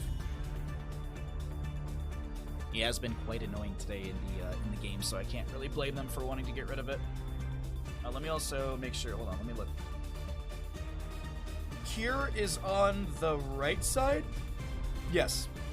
So the lobbies, the voice lobbies are incorrect. That's why if I jump into comms, I want to make sure that I jump into the right comms. Banana's on the left. Yeah, banana. Okay, cool. Comms are technically backwards, but that's whatever. That's whatever. Alrighty, first pick for our red team. Let's go ahead and jump into it. It's a Diablo. Hard initiation right out the gate. Now, Is there... Garrosh is considered the counter to this, if you will. Is there an early Garrosh grab? No. Okay. They're not even going to consider it. Now, I think, ban phase-wise, I think a Medivh ban should be coming out from our blue team. I don't see why you wouldn't ban out Medivh. Like, you've already got the Diablo start, it's Infernal Shrines, like, it's just, yeah. It's just, yeah. I don't see a world where Medivh gets through, but you never know. It actually could have been grabbed right there, but okay. Will they consider it? I feel like you have to, unless the blue team wants to take the Medivh for themselves. But the setup seems like it's all there and ready for it. We got a bunch of people joining the queue today. We have a bunch of people. Is there I guess there's no Meta Madness today or something? I don't know. I really don't know much about the tournament. I need to look into it more for casting purposes, but as I said, I'll do that on my day off and get all that set up for all of you. Oh, really? Okay, thanks, Hydra. That was actually what I was wondering. I was like, ooh, I wonder if there will be a bunch of people playing in Madness and they won't be able to do the in-houses just because of, you know, priority of blah blah blah. But okay, hey, I mean, like there's a few more people. I'm in the lobby sort of chat parked, and I can kind of see that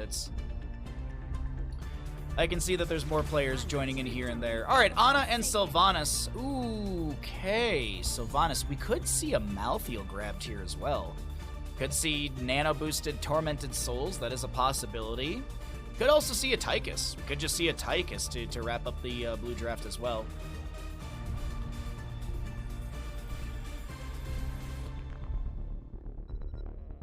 Playoffs will have to cancel a Sunday event. We'll see how the people are affected. Okay. Yeah, because I know people in chat have wanted me to cast, and apparently it's open to whomever. So yeah. So I'll look into it to set up for it. Oh, it's itch. When are the playoffs? Are they this weekend? I tried looking into all the information on my phone, but it was just I couldn't get good information on my phone because it just wasn't loading websites good. Because mobile and blah blah blah. All right, I have rambled through this draft completely, and I will go ahead and swap us over here. I'll let you all get your predictions in for which team wins Infernal Shrines. We'll wait for the load in, and then I'll start the prediction if you want to see level 1s and stuff like that.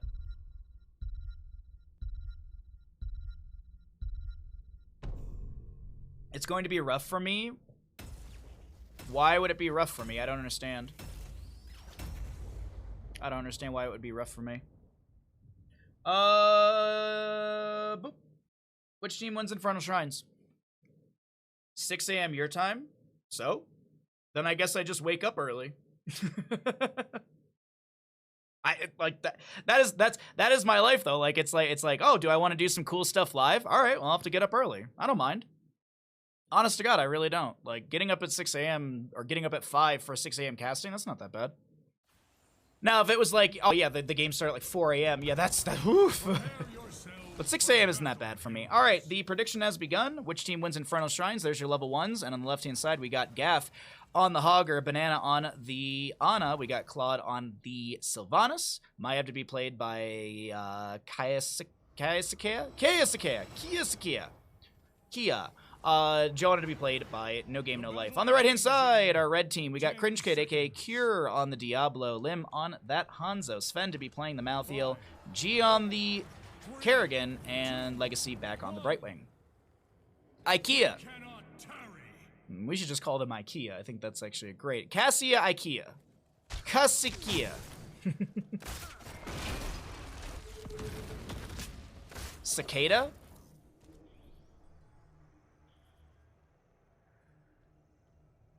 But I think, like, that's the other thing, too, is I think there'd be a lot of people that would be pretty happy if I got up and did live games at 6 a.m. Because it'd be 9 on East Coast and, you know, EU-friendly time for sure. I'll just go to bed early the night before. He said stupidly. It's always the nights when I want to get up early that, like, going to bed early doesn't work out. But the days when I'm just like, oh, it's whatever when I wake up, it's like, oh, we're gonna get up at 6:30 and be super productive. That's always what happens. Kira gonna get pulled around by the Emerald Bind. We got a Vault of the Wardens from Maev as well. Looking at the Hanzo level 1, gonna be going into the simple geometry. Condemn from Joanna poking at this Hanzo as Hogger gets a bounce through the Malthiel, working his way up towards the top lane. We got the double soak rotation continuing from a few of our players on the red team as a sleep dart will connect. Some healing darts out. Joanna looking, waiting. Looking, waiting, working, bopping, twisting. Hogger gets these really cool bounces as a quick rotation from top to mid. That's, that's really cool. I haven't seen that before. I haven't seen Hoggers using bounce to rotate faster from top to mid. That's really cool. All right, fight to maybe break out around the camp in the bottom lane. It helps save rage. It's really cool. I honestly, I feel like I don't see many Hoggers utilize that. What's the cooldown on spin? I always forget. Is it 14? Yeah, it's 14. Okay. Sorry, I was looking at stats. My apologies. I was looking at cooldowns as the Maev goes down in bottom lane. First blood over to the side of our red team. Thank you all for taking part in the predictions. I always appreciate it. It's kind of fun for me. Banana, banana, banana. Split.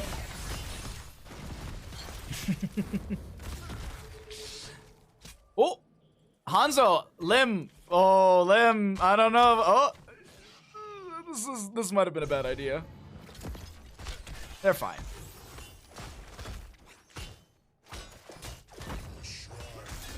How does Banana do it? This Ana is true OP. Well, I mean, I gotta be honest. Banana is a insanely strong healer. Like if you're like, who are some of the best healers that like I've casted and seen? Like Banana's up there, of course. Legacy's really far up there as well for me.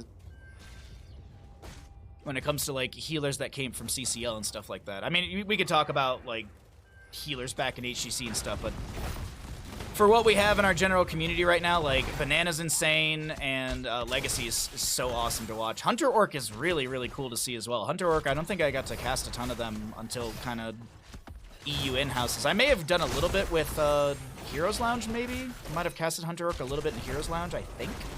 Not 100% sure, to be honest.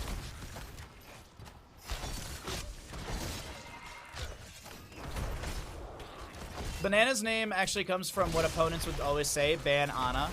Yasu, thank you. Honest to God, Dethan, I could not remember Yasu's name. I was like, there's someone else, and I cannot remember the name. It was driving me nuts. Yasuops, that's why. Because I constantly made the mistake, Grubby and I constantly made the mistake of Yasuops. You go to say Yasu or Hasu, and you'd say Yasuops.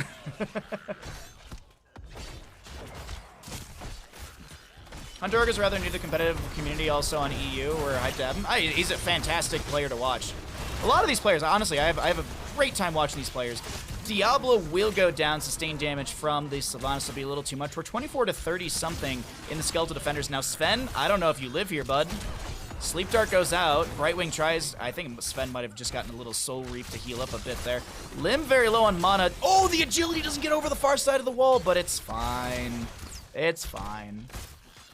Yeah, Yasu, Banana, Hunter Orc, Legacy. These are fantastic healers, man. Such good healers. Definitely undervalued consistently as well. Because it's usually like, oh, the tank anchored so good, or so-and-so popped off on X Assassin. But man, oh man, you gotta give respect for some of these healer players out there. As Cringe Kid will go down. Cure to fall, no souls to bring him back. He's actually at 69. Claude goes in with the Black Arrows and the Haunting Wave to chase onto Legacy. Legacy so very low. Does get picked off. Now this Maev gets a Vault of the Wardens. The Black Arrows aren't enough, and Hanzo gets the snipe. Actually, the Black Arrows were just enough. This is a wild Sleep Dart chases. Anti-healing grenade on Diablo. Yeah, I did see that as well. Yep. It's rough. The Banana's anti-healing grenades have been really on point for the critical moments to find a kill into something like a Diablo with such a high health pool. And keep in mind, he's Fire Stomp build, so he can regain some extra HP and such from all of that. Oh, it's Soul to Flame, excuse me. You just get tons of Fire Stomp value, because if you remember, chat, from the baseline, Deals 18 damage, scaling once they reach maximum range, dealing 53. Diablo heals for 130% of the damage dealt to heroes. There's a lot of Diablos out there who will fire stomp their way through death. Unfortunately, you can't heal if you have no healing available. Maiev does go down. Containment Disc will connect onto the Kerrigan. Brightwing to be traded in the moment as the camp will go over to our blue team. Diablo with the Lightning Breath in the bush, going to be cooking up Claude as the Lacerates do connect onto Johanna, but the Iron Skin will eat a lot of that. Impaling Blades do connect onto No Life, and that's a kill into Johanna as well. 2 for 1. Gaff in the backline trying to find a kill. Nice staggering blow into Cringe Kid, but Cure able to heal and step away. Banana going to be ravaged by Gia. Now Gia to be traded. Hanzo is not able to get a counter kill. Shadow Charge in from Cure, making a hard initiation into the enemy. Phase Shift from Brightwing, that's 3v1, short distance Haunting Wave. Gaff and Claude back away. Mouthy on top lane, pushing things out. Next Punisher will be Arcane in the mid lane. And we should get into some comms around our next objective area. We'll get into some comms for our blue team in the next objective area. Until then, we'll take a look at the level 13s incoming and some waves to be cleared out. I just started playing after watching. Love Healing is Lily. Hey, Green Star, what's up, bud? How goes your day? Hope you're having a good Sunday. Thanks for swinging through. And good luck in your games.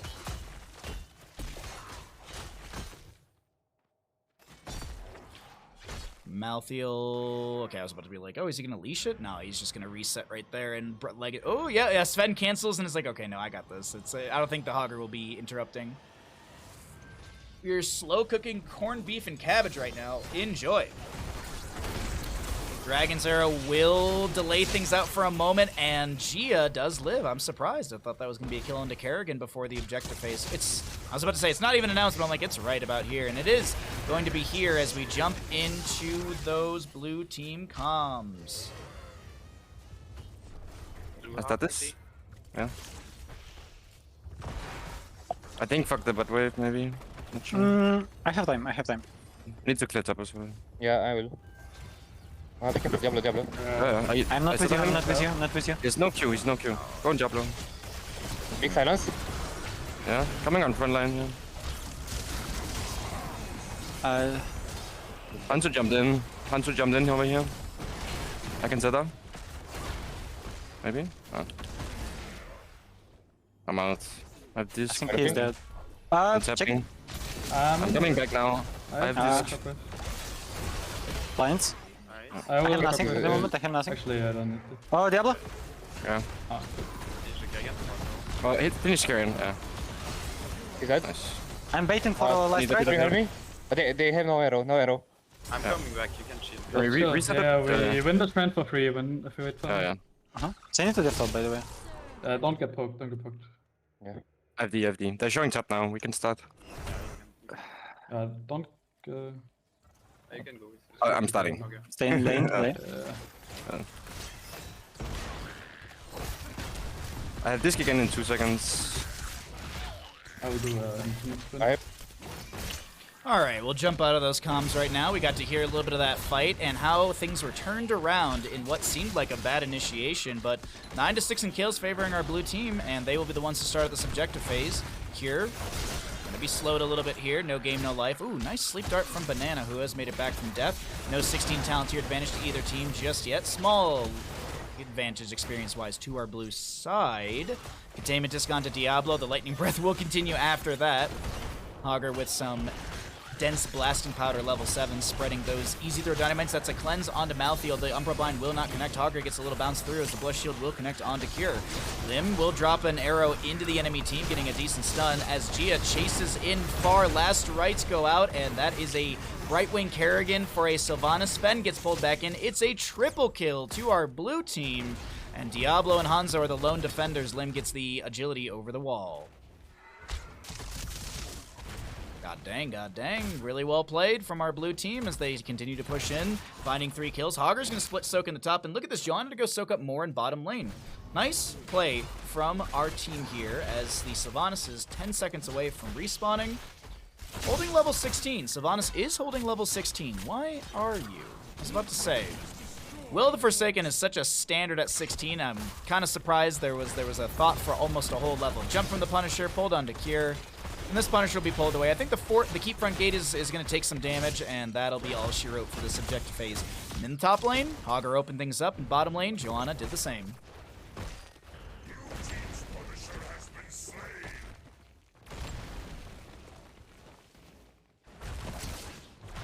Sylvanas was hella tabbed out. Maybe Sylvanas was watching, maybe Claude was watching like a how-to video and was trying to figure out what level 16 to take, so just had to like speed up the video. The idea that someone at this level is watching a how-to in the middle of a game is always comical to me. Maiev, Spirit of Vengeance in, but will not try and invade the camp. Frozen Punisher for the top lane coming up next.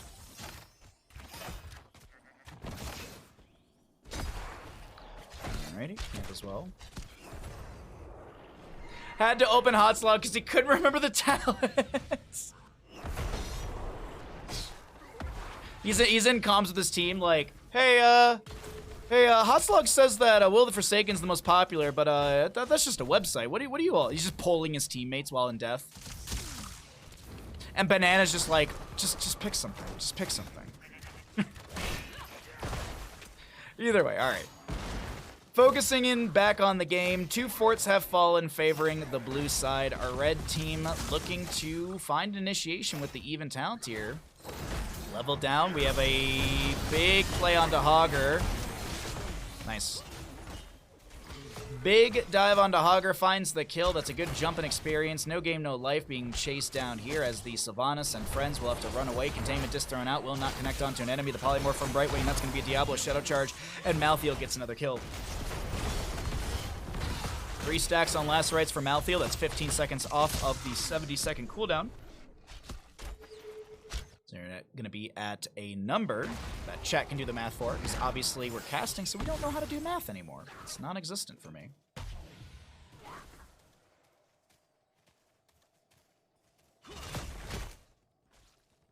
So the top lane, Diablo, is going to start pushing in, and I like this call quite a bit from our red team, as the next objective will be in top, so might as well start opening things up. What's up, Kalos? How you doing, bud? Happy Sunday. Hope you're doing well. Hogger going to respawn here in a second. We've got Maiev up in 10. Sylvanas will be able to take down the fort in bottom lane. She also possesses the wave a little bit to bolster that up, and the top lane fort will fall. So parity found in the top lane as the Fallen Shaman to be grabbed here as well. Last rights onto no game, no life. Iron Skin to be popped. Malthael with the cleanse, and Malthael going to reset here as Sylvanas is just still pushing bottom lane. Brightwing managing bottom as well. The Fallen Shaman will be getting a little help from Cure with that Fire Stomp, but Kerrigan's on the point. Ravage is done at level 4.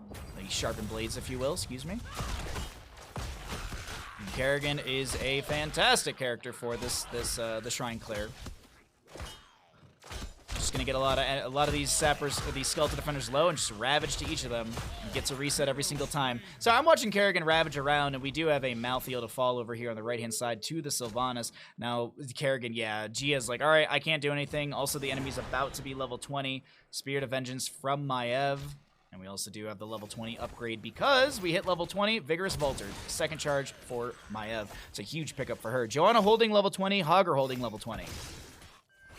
Blinded by the light for the Joanna. That's a very common pickup. We do have the Nano Infusion for our Ana. Iron Skin will end here. Joanna, she doesn't have Indestructible. She's got the Blinded by the Light, as I mentioned.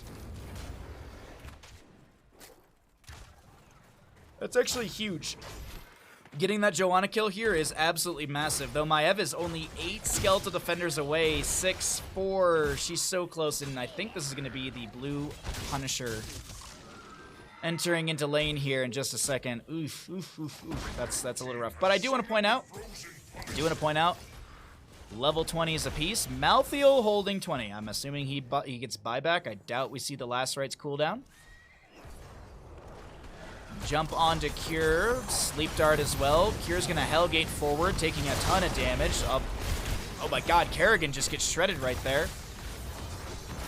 Phase shift from Brightwing. Malthael does go down. He takes the buyback, and he's in. Punisher jumps backwards onto Diablo. Maiev gets the Vault of the Wardens, able to get away from any sort of damage. And, all right, Punisher makes his way to the top lane Keep. If this takes down Keep, it's going to go core, and it could be map number 5 of the day over to the side of our blue team. But let's see what happens here as the Sleep Dart will go out onto limb.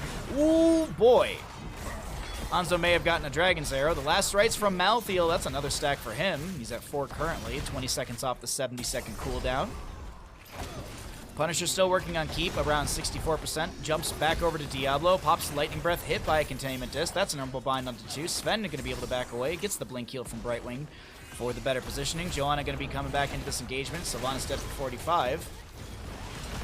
Punisher will be able to take down this Keep. As it does freeze it. That's a Blessed Shield. Diablo, does he have souls to come back? Indeed he does. He'll be respawning right next to Kerrigan. And this will be a... Ooh, do they go core? No, they're not going to go for it. This will just be a back off from our blue team, and Infernal Shrines will continue, ladies and gentlemen.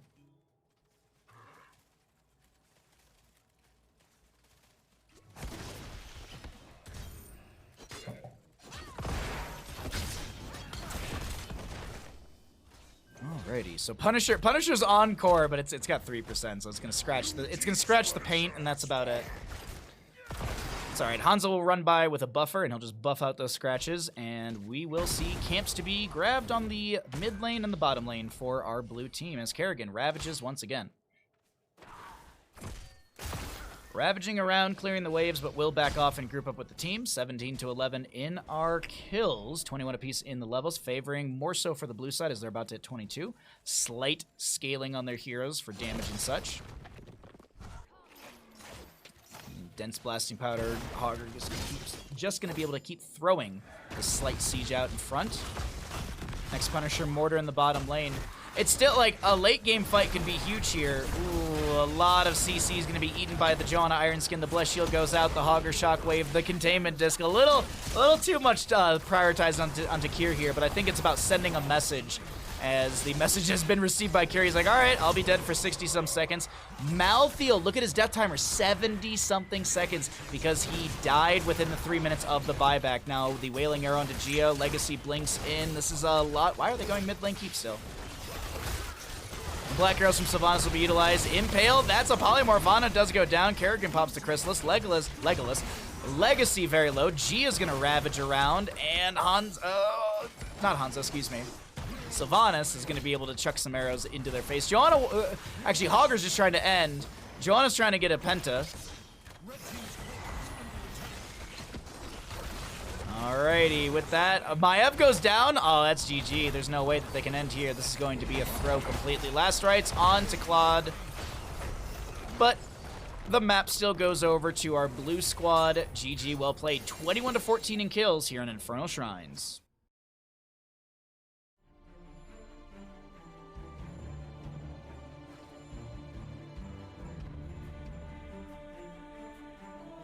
Alright, choose outcome. Which team wins Infernal Shrines? The blue team.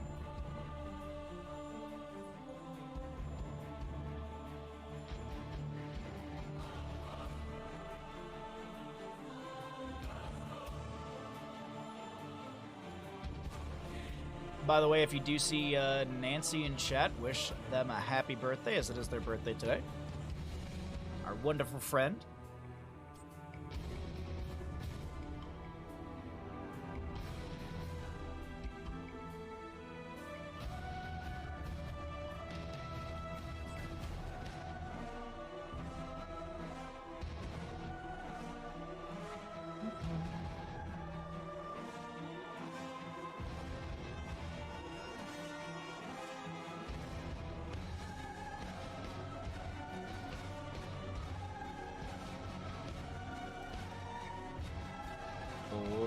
Okay.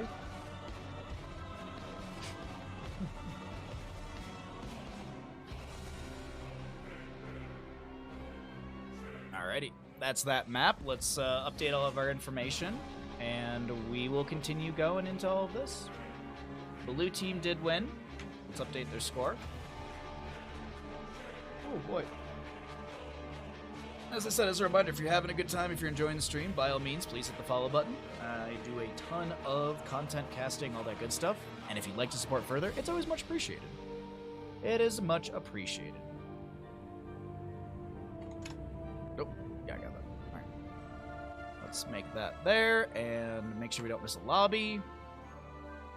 Oh, let's park ourselves over here and make sure that players... Oh, yeah, we still have lobbies coming. All right. Still have... Oh, already another lobby being made.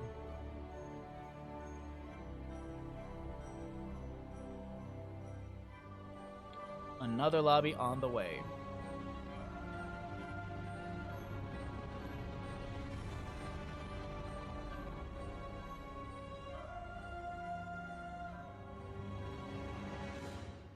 Get rid of some ads as well while we're just chilling here.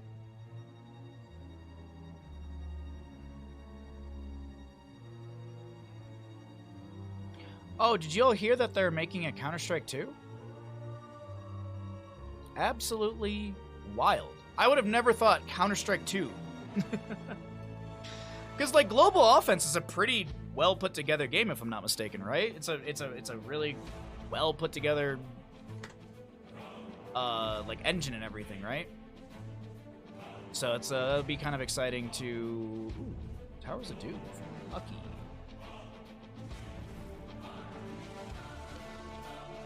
Towers of Doom again.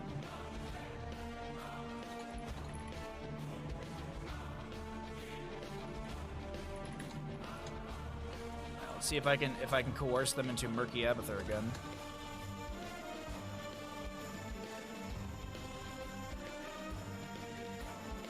Smile.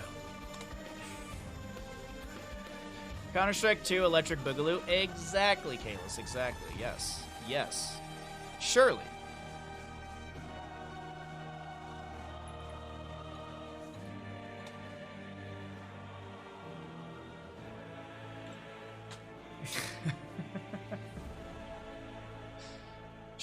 Surely you can't be serious. Alrighty. Well, ads are done, so no more pre-roll. That's good. That's good for us that we no longer have to see the pre-roll there. I don't know why it was hiding that. That's weird.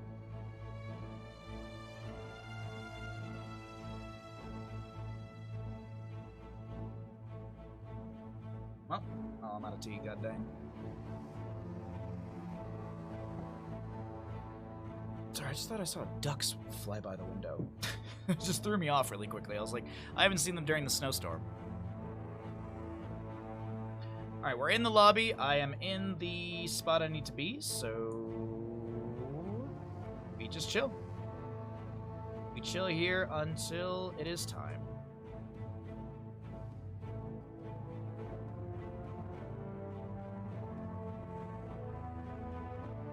I am serious, and don't call me Shirley. See, I don't know if they were making that joke or not. That's what I wasn't sure.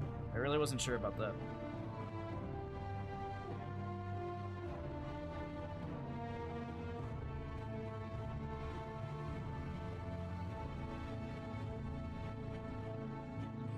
We still have more of a snowstorm to come. We actually, like, today it's going to start chilling out a little bit, so after stream I'll do one more clear of the snow, and then I don't think I have to do a clearing for like a day or two, because we're just supposed to get like an inch here, an inch there, a little bit there, a little bit there, a little bit here, a little bit there. Alrighty. The readies are out from the players. I will give them a spooky worm if I can, and we are going into Towers of Doom, everybody. Oh, my spooky worm didn't go, so I... Wait, what? There! Okay, wow, that was weird timing. Weird timing. Welcome back into the Ravencourt EU in-houses. My name's Bahamut. On the left-hand side, guess what? It's our blue team. On the right, it's our red team. Some different players, some repeated players as we get into Towers of Doom, one of my favorite maps in the game, and I did ask them for Murky Abathur, so I have done my part. We'll see if they trust in my draft knowledge and skills. We'll see. You never know. Now, we'll see we'll kick off things with our ban phase. Is it going to be a Lucio priority? Have we even gotten a Lucio today? I don't think there's been a Lucio today, has there? I think it's been banned out every single game. But a Diablo. Diablo will be banned away. All right. Looks like the members of the red team will ban away the Diablo from Cure.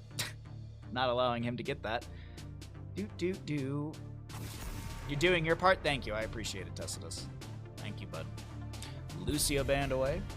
No, I appreciate all. Thanks everyone. As I said earlier, I think today's a bit of a lurking day, so today seems like a lurking day from a lot of people, which is all right.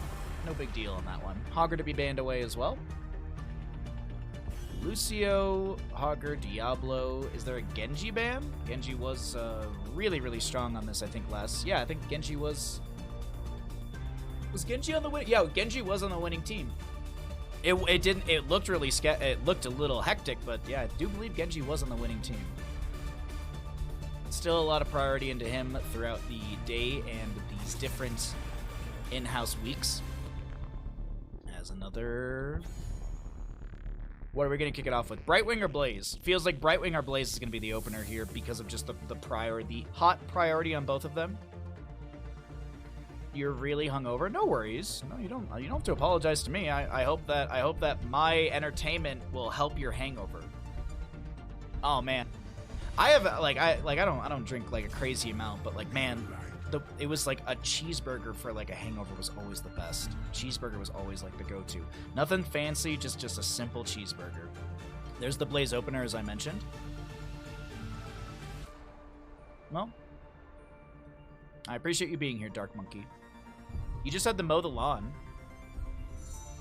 Mow the lawn? Mow the lawn? It's March. Mowing the lawn in March? What?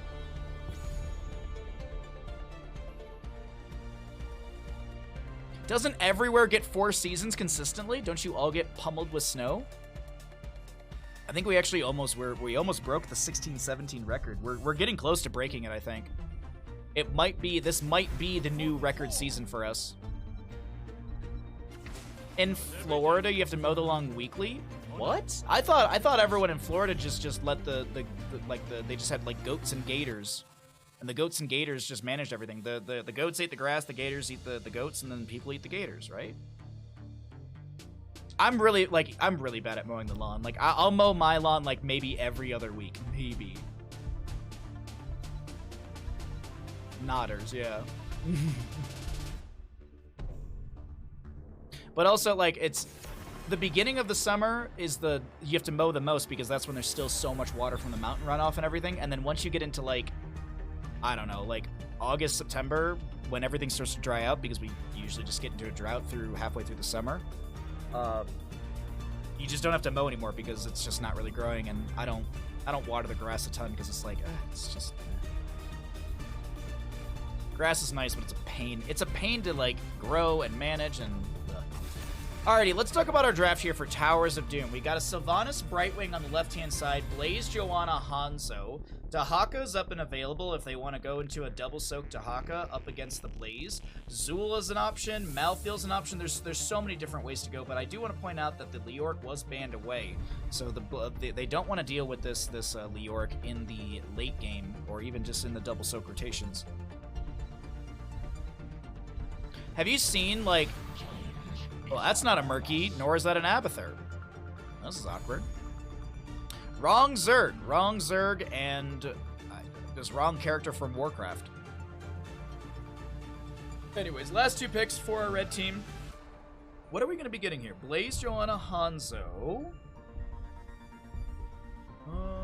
We still need a healer. We still need some damage. Is it Hypercarry Hanzo with another frontliner? Is it double support?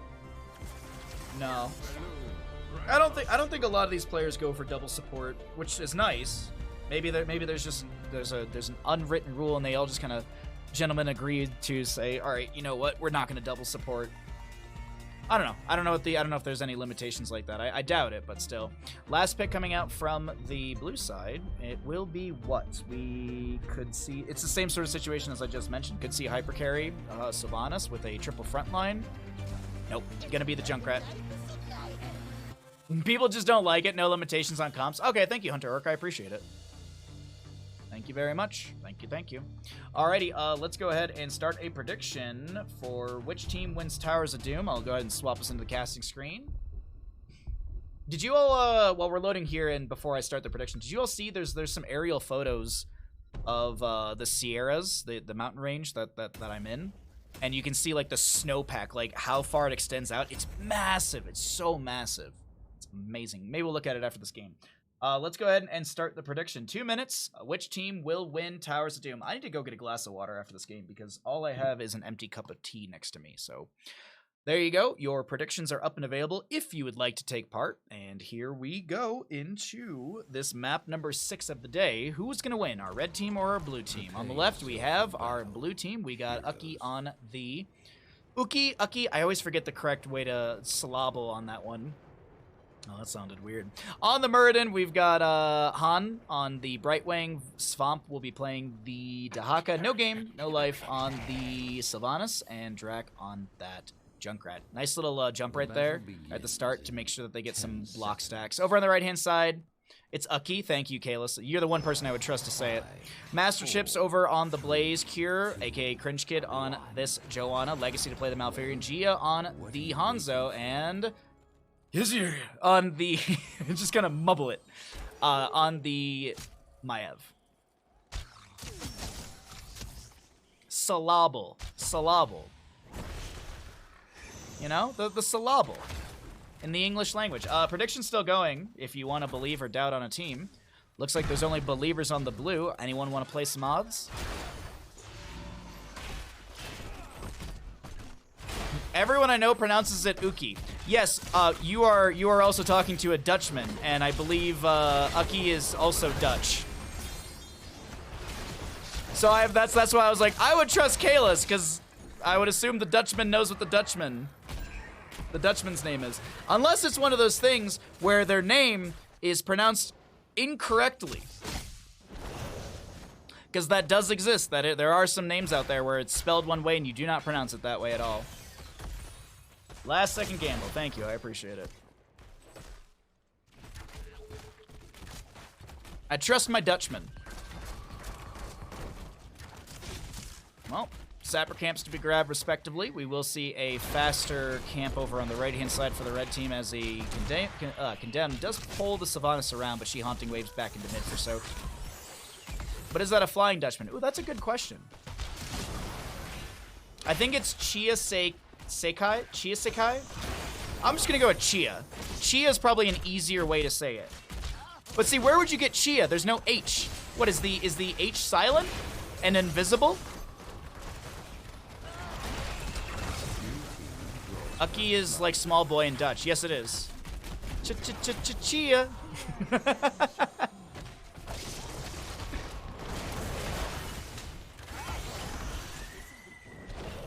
Because, like, if you were to look at it in the English, then it'd be like Sieska?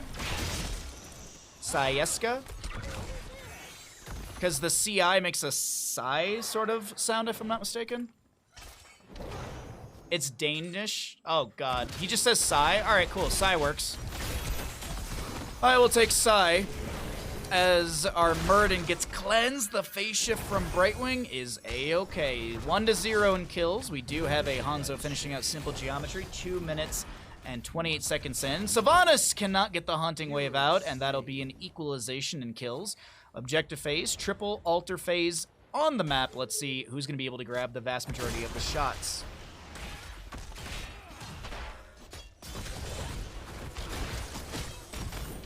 Umbral Bind. Nope. NLP, nope. Svamp gets the top left. Blaze is late to the right as they're still soaking, but I don't think it's that big of a deal. Sonic Arrow actually connects onto the Junkrat, getting vision. Muradin looking for an interrupt, but Legacy just backs away. A ping onto Gia. Gina? God, I haven't seen Night of the Roxbury in years. That's probably worth a rewatch soon. Drag will not connect. We have a phase shift short distance from Brightwing. Does get some bolstered healing. Master Chips got the channel on the right-hand side. 36 to 36 in core HP as the Muradin gets the Dwarf Toss out. We have the Spirit of Vengeance from Maiev. Not going to be re-triggered as we pull away the town so we can see the fight a little bit better. Sylvanas is on the low end of this engagement, and she will be able to mount up and back away as the Stormbolt from Muradin does delay out Hanzo from the channel. Chattering Teeth will chase onto Sai. Junkrat with another delay right there. I'm trying to take in everything right now because we also have a Blaze above us, and that's going to be a Haunting Wave, a drag, Swamp Grata with the Lurker Strain, and Blaze goes down to the Junkrat. Sai gets the Spirit of the Vault of the Wardens. A lot of damage onto Han, and that's a kill onto Brightwing. Sai very low here. Swamp comes in with a huge Dark Swarm, and that's going to get some great sustained damage onto the enemy. And oh my god, oh my god, oh my god. It's a pentakill. But I say pentakill. Blaze just respawned, but he was the first one to die. So it is still a team kill. And we take a look back at our talents, because I'm sure you want to see the level 7s here. Night at the Roxbury, yeah. Sorry, I made the quote and then I was like, oh yeah. Chris Kattan and Will Ferrell, man. Just one of those, like, it's like I haven't seen it in forever and it's worth a rewatch. I actually watched, I showed my parents Clue a couple nights ago and they actually really liked it because my mom was like, oh, I want to watch like the first Knives Out again. And I was like, yeah, we can watch that. I was like, but have you seen Clue? I was like, and they were like, what's Clue? I was like, it's got Tim Curry. And they were like, okay, but what's Clue? My selling point was, it's Tim Curry. That's it. And then we watched See How They Run last night. That was fun too. So far, the visit of my parents is the movie motif has just been murder mystery consistently, which I love. I love murder mysteries.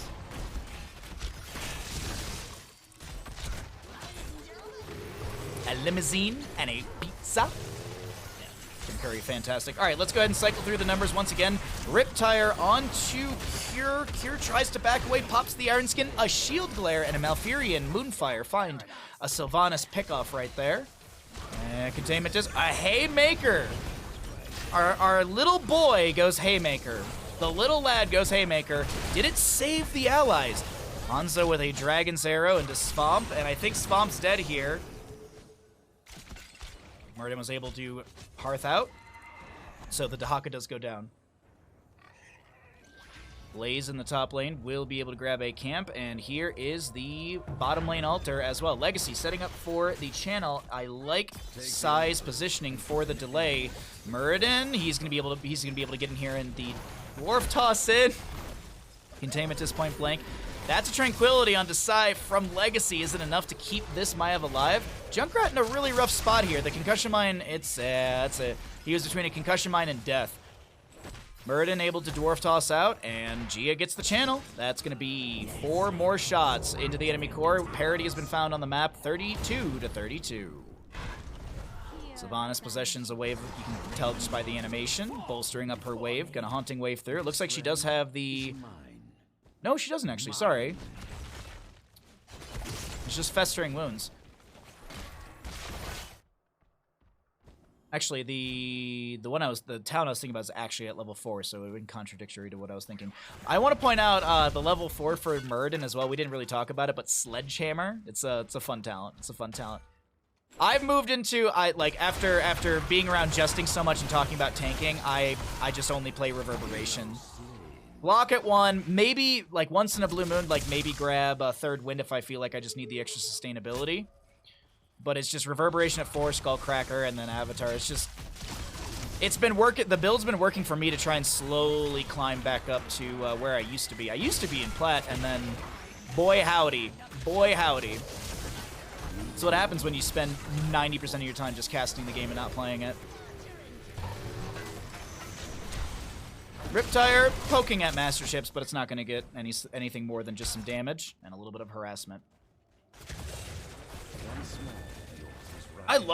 Oh man, I'm really hoping that this map is very similar to the other ones in the sense of being able to have like a very close game where it's like 2-2 like we previously saw. That first Towers of Doom map of the day was so much fun. Umbral Bind, Arrow. So we've got a Dragon's Arrow that connected on to the Junkrat. I think that also had the maximum... I think it had the maximum stun on it. I'm not 100% sure. That's a Haymaker onto Gia. The drag from Dahaka, who just brush stalks in. And dear lord, what a snipe from our little lad in Swamp Grotto. The Haymaker's getting some value here. Sappers and bottom. There's 3. Keep that in mind. Junkrat getting the channel over here. Han, very, very low. Gets a blink over to a minion. Able to back away. Umbral Bind from Sai onto this Murden. Murden, does he get a delay with one Stormbolt? Yes, he does. Dahaka, Lurker Strain, just fine at the top of our screen. 3 Sappers. Wop, bop, bop. And Ucky is going to be able to get the channel here. And I didn't... Was that 13 shots of damage? Yes. 13 plus 19 is 32, if I'm not mistaken. Wow, that was a lot of damage. I was sitting here hoping for a super close late game, but it's not feeling like that's going to be the case.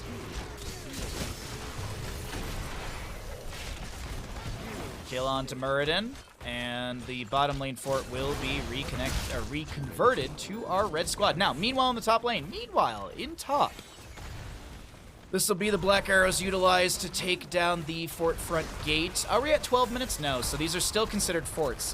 Fun fact, if you did not know, at the 12-minute area when the center point opens up and they say, I could do that too, that is when the towers convert from forts to keeps.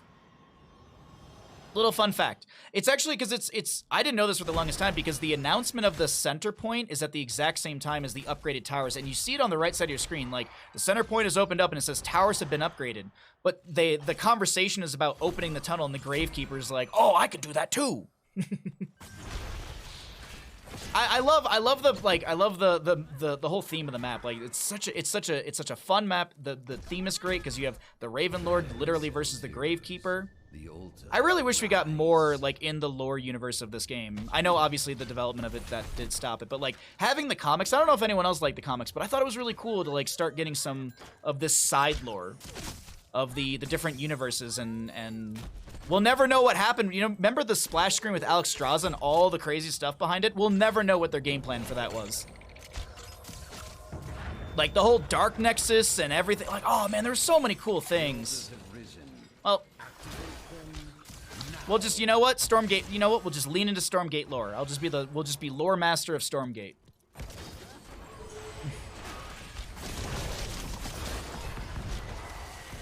Haunting Wave forward from Sylvanas, unstoppable as well with the Will of the Forsaken. Riptire from Junkrat will be utilized, but it's going to be canceled out from Hanzo's stun with the Dragon's Arrow. A lot of damage into Dahaku, burrows into the enemy team with the Lurker Strain, gets a drag onto, is that Maiev? Yeah, Maiev gets a drag, or gets hit with a drag. Murden, Dwarf tosses in, lands the Stormbolt. Ucky very low, gets scattered and moonfired to the face.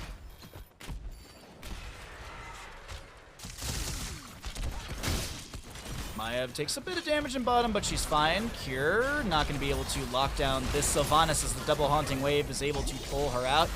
Phase out from the Brightwing drag over here on Blaze. He doesn't have bunker for another 42 seconds, and it looks like the containment disc will not connect onto the enemy. Junkrat with the spread launcher tries to delay once, will be able to do so. Sylvanas still soaking up mid. And I think that's the end of that engagement, as we will be seeing 9 to 8 in our kills, 16 to 17 in the levels, and 3 more shots into the blue core. 29 to 19 in core HP.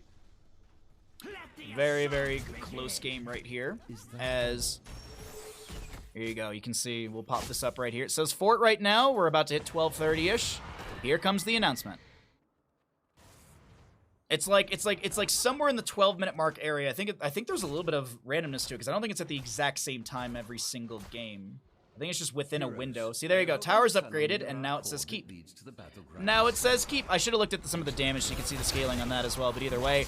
Drac very low. Vault of the Wardens from Maiev. Containment Disc. Riptire. There's a phase shift from Brightwing as we zoom out so we can see everything. There's so many different fights happening.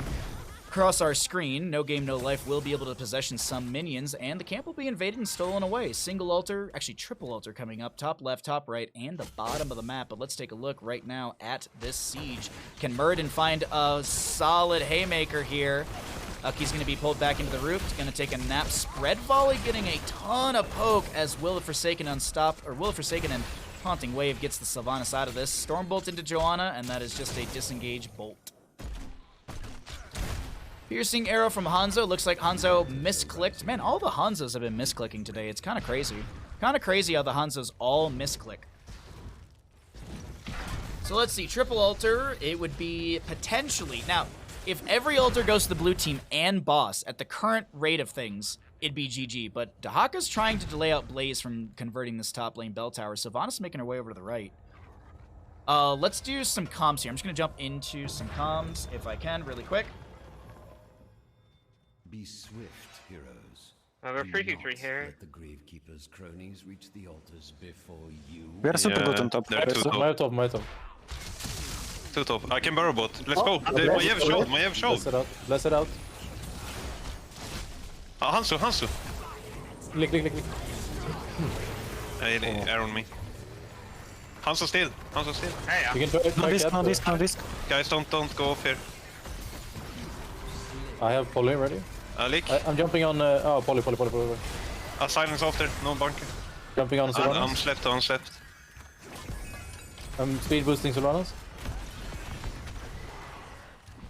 I'm hovering bot shrine. Like, I'm capping. Don't die. Oh, they're not doing it. very good. Can push now.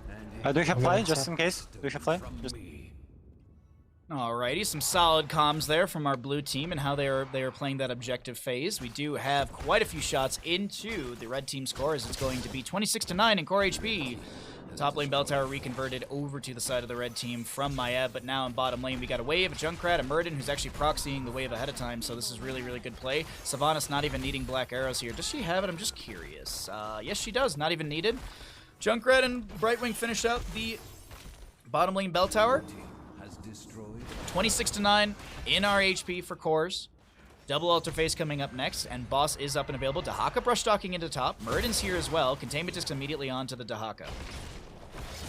20 apiece in our levels as well. Murden with the Stormbolt and the rewind at level 20. That's Storm Shield from the Joanna, the blinded by the light, if you will. Legacy very low, does go down to the dive of Uki, and Uki will go down a little too aggressive right there. Extra oomph at level 20 for the Junkrat. He's going to get cooldown reduction on the Riptire. Brush, actually, we have Apex Predator for the Dahaka. He's got a, what is it, a 25-second cooldown? Isn't it 25-second cooldown on Brush Stalker? Yes, it is, because... Oh, no, it's 15 seconds. Sorry, it's 65 seconds. Nope, I had it right. Sorry, I don't know where my math is coming from. Wait, did I have it right? Am I an idiot? Oh, no, it is. Yeah, it's 15 seconds. What? That does not sound... right, but whatever. Oh, it is 25 seconds. I just can't do math today. I swear, like, I literally looked at it and I kept reading 65, and I'm like, how is that 15 seconds?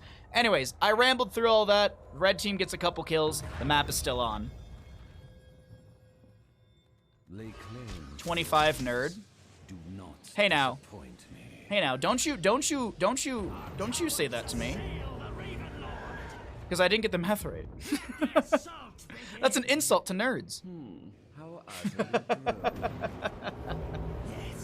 I literally was like, I said 25, and then I doubted myself so heavily. Like, I knew the answer. It's like when you do multiple choice quizzes. I don't know if anyone else had this problem in school. Like, you were like so sure of an answer, but then you look at another one, you're like, but it could be. What it could be. Why? Anyways. Concussion. Oh, Bless Shield. Bless Shield goes out from the Joanna. No Radiating Faith, but that does not matter because the sleep is out. Uki. Wait, it might matter. No, it doesn't matter. Uki still goes down. We've got Dahaka brush talking into top. And bottom lane bell tower converted. Alrighty. Alrighty. So the bottom lane bell tower will be reconverted, and no game, no life in the mid lane. Oh, bum. Just looking at some of the talents that I might have missed. Nothing really of major note. Pretty simple and standard across the board. Dahaka going to try and push up top. Blaze poking at that. We have a siege to the bottom lane. A wave is coming in as well. Maiev is going to tank a few shots for the team. Oh, whoa. Maiev goes in with the Spirit of Vengeance. Misses the containment disc. The Chattering Teeth will chase out onto Sai here. And the bottom lane bell tower converted. Top right, though, Sylvanas helping out this siege with the Dahaka. The tower is I like turtles. 8 seconds on the Muradin. You know, we're late game. Let's go ahead and cycle through the other numbers again. Let's get an idea of what those look like. John is just going to eat a steel trap here, so it's gone. Giggle. Sappers in top lane. Is there anything to defend this? Sylvanas is kind of zoning in this moment. Ooh, Dahaka will have Brush Talk available for sure, so he's going to push this in. 1, 2, 3. Okay, the Brush Talk is in from Dahaka. Where is he going to be heading off to? So Maiev gets the channel in bottom with uncontested. That's a Riptire silence onto Malfurion. Legacy does go down, 12 HP to 6. Riptire from Junkrat, he's got the extra oomph. If he hits 3 enemy heroes, it's a reset. He only hit 2 because of the Containment Disc there. Or excuse me, not the Containment Disc. He only hit 2. Sorry, misread that moment. Sapper's over here in the bottom lane. I think these go in. I do think these go in. Alrighty. It's a close one here between these two teams. Maev and Blaze to work on top lane. Boss is still up and available. It's not a win condition for either team, but could take the enemy down to 6 or could put the blue team over to 8. That math I can definitely not do right all the time. Like the last Tower's Doom game. Oh yes, the enemy has 10 HP. If they get boss plus the shots, which were 4 at the time, it's totally game. No, it was 2-2. God, that first Tower's a Doom game of the day, man. I gotta say that was the best one that we did have. Best game so far today, but they've all been fun. They've all been really fun. I also upload these to YouTube as well, so if you want to catch some of the previous weekly in-houses and stuff, be sure to use !YouTube. You can hit the subscribe button there. I upload a lot of the casting stuff that I do over there as well, so if you miss anything or you want to check out other games from NA or wherever, then it's a good place. It's a good place to park yourself from time to time. Boss! Being worked on. Containment Disc from Maev.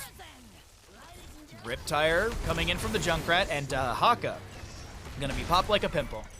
20 seconds on Riptire for the Junkrat as... Do we have trades on... Ooh, it's not gonna be trades, I don't think, with the kill onto Dahaka. You see the positioning aggressive here. Sivana's still clearing the wave in mid. Maev gets the channel. Sai is... Yep. Sai is going to be uncontested. Dahaka, 41 seconds. We'll have Brush Talk available as the cooldown for that is less than his death timers. There's no way in heck that he wouldn't have it because of Apex Predator. 8-6. 8-6. Joanna eats the steel trap. Master Chips will cancel. Legacy with the initial. Look at Drac over on the top side of the wall. Do they get the delay into Malfurion? No! Malfurion gets the full channel. Sai gets the healing from Malfurion. And this Tranquility will sustain the fight. That's a phase out from Han, who gets the Soothing Mist and the Blink over and out. We do have Invisible Friends level 20 that does allow the Brightwing to sneak away over here, and Maev needs to get out. Riptire's on its way. Joanna's going to try and clear this out, but it will be popped onto Legacy. And once again, only 2 heroes hit for that, as it does have a cooldown. It's a low cooldown, but it is a cooldown. 4-6 in the core HP here. I'm loving it. If the red team finds a really good fight, they can rush to boss and win the game. So, yeah, this blue team's got to take some strong fights here. Next altar is Singular. Riptire coming out. That's another Storm Shield from the Joanna. Secure able to lock that down. Speaking of locking things down, Sylvanas locks down the keep with the black arrows. The Jet Propulsion from Blaze does connect onto Muradin. Lands the Stormbolt with the rewind, and that will be Maev going down. Dahaka, Lurker Strain, looking for a target as the bottom lane bell tower will be converted quite quickly. Junkrat trying to speed that up a little bit with some extra grenades. Drag into the steel trap, into a polymorph. Haymaker onto the far side. Hanzo's Dragon Arrow will get a stun. And can Master Chips back away? Yeah, I do think so. Granted, Drax chasing in. That's a brush talk in. Drag. Has our blue team done it? Has the blue team done it? Wailing Arrow, Haunting Wave in, Legacy tanking tower shots, blink forward from the Sylvanas with these Bolt of the Storm. Riptire, Junkrat, there's 3 good targets. Hanzo's the best one, gonna get the double cooldown. Ooh, 5 shots into this red core, but I wouldn't be surprised if we see a rush to boss right now.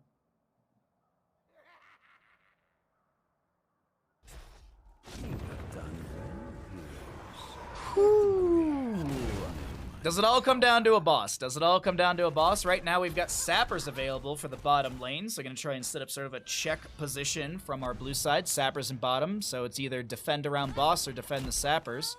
Like that call right there. Dahaka's actually going to go push up the wave really quickly. As I mentioned, he does have that Apex Predator. It's ready to go. Taking a look around boss. Here we go. Let's take a look at everyone's favorite non-real stat, APM. Maev is actually going to kill the wave before... Oh, nice! Maev actually sneaks behind Dahaka, clears out the wave. Brightwing for top lane. Phase shift in from Brightwing. Ooh, big old fight to break out. Aki's gonna land a fantastic double Stormbolt. Riptire from the Junkrat. Only hits one. Trying to get the kill into Maiev. Arrow goes wide from our red team. Sai looking to jump into all of this. Drag from Dahak onto Legacy. Uh-oh, that is a huge kill. Sai getting a little bit low. Will the Forsaken from Sylvanas to chase and actually run away. I think they go straight to boss. I honestly, like, I keep harping on this, but I do think this is going to be the call right here for boss, and yeah. And yeah. But they're not going to go down with a fight. Legacy up in 42. It's 4v5. Singular altar. Blink forward from Sylvanas and a kill onto the Hanzo. Dahaka brush talks into the back. There's a containment disc onto Muradin. Really good damage onto side. Umbra Bind will not be there. Singular altar. How do they want to play this? Because you can't just go to the singular altar because the enemy could try and burn down the boss. Granted, there's only a Joanna and a Blaze. Actually, there's just about to be only a Joanna, so I think this is going to be a game set match. Like, it's just... Oh! Aki, no respect!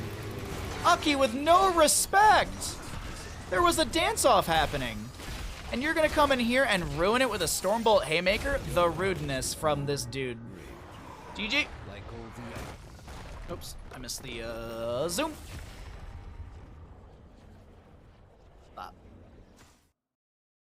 GG's. Alrighty, who wins Towers of Doom? The blue team did. Man, that was a really fun, good game. Alright, the blue team did win. We are not done by any means. I am going to quickly go run to the bathroom. I will be right back. I'm going to run to the bathroom, and in that time, I encourage you to hit that follow button if you haven't. BRB really, really fast. I will leave you with the talents.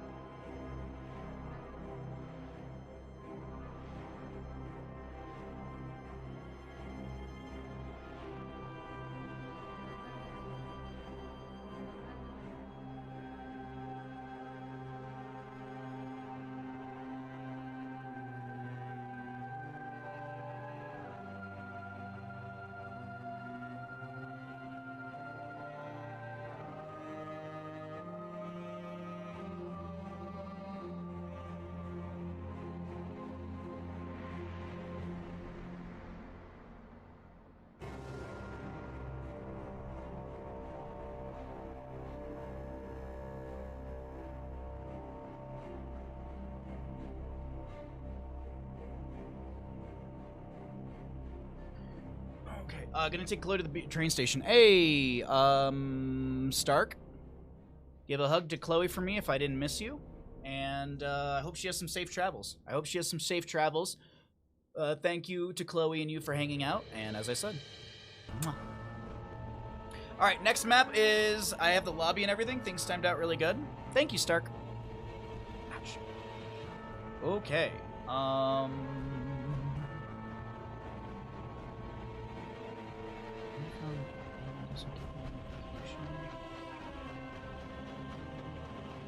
They're talking about that.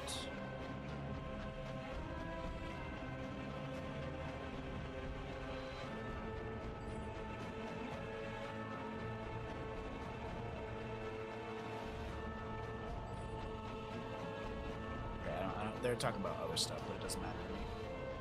Okie dokie. As you can see, we have we still have a storm going on. You gotta go. Hey, thanks for hanging out with us, Freaky. You have a great afternoon, and I appreciate it. I appreciate you, bud. Thanks for hanging out with us. We'll see you next time. Thanks for being here. You know what? While we're waiting for players to get in lobby, did you know that if you have Amazon Prime, you've got Prime Gaming? I mean, why not? Why not go fishing for a Prime? It's not like I didn't bring a Prime to my stream earlier myself. Did you know? If you use your Amazon Prime here, you get yourself some amazing emotes, ad-free viewing, and you can support Bandit. Who doesn't like supporting my dog? Who doesn't like supporting my beautiful puppy that is Bandit? Hmm? Hi, bud.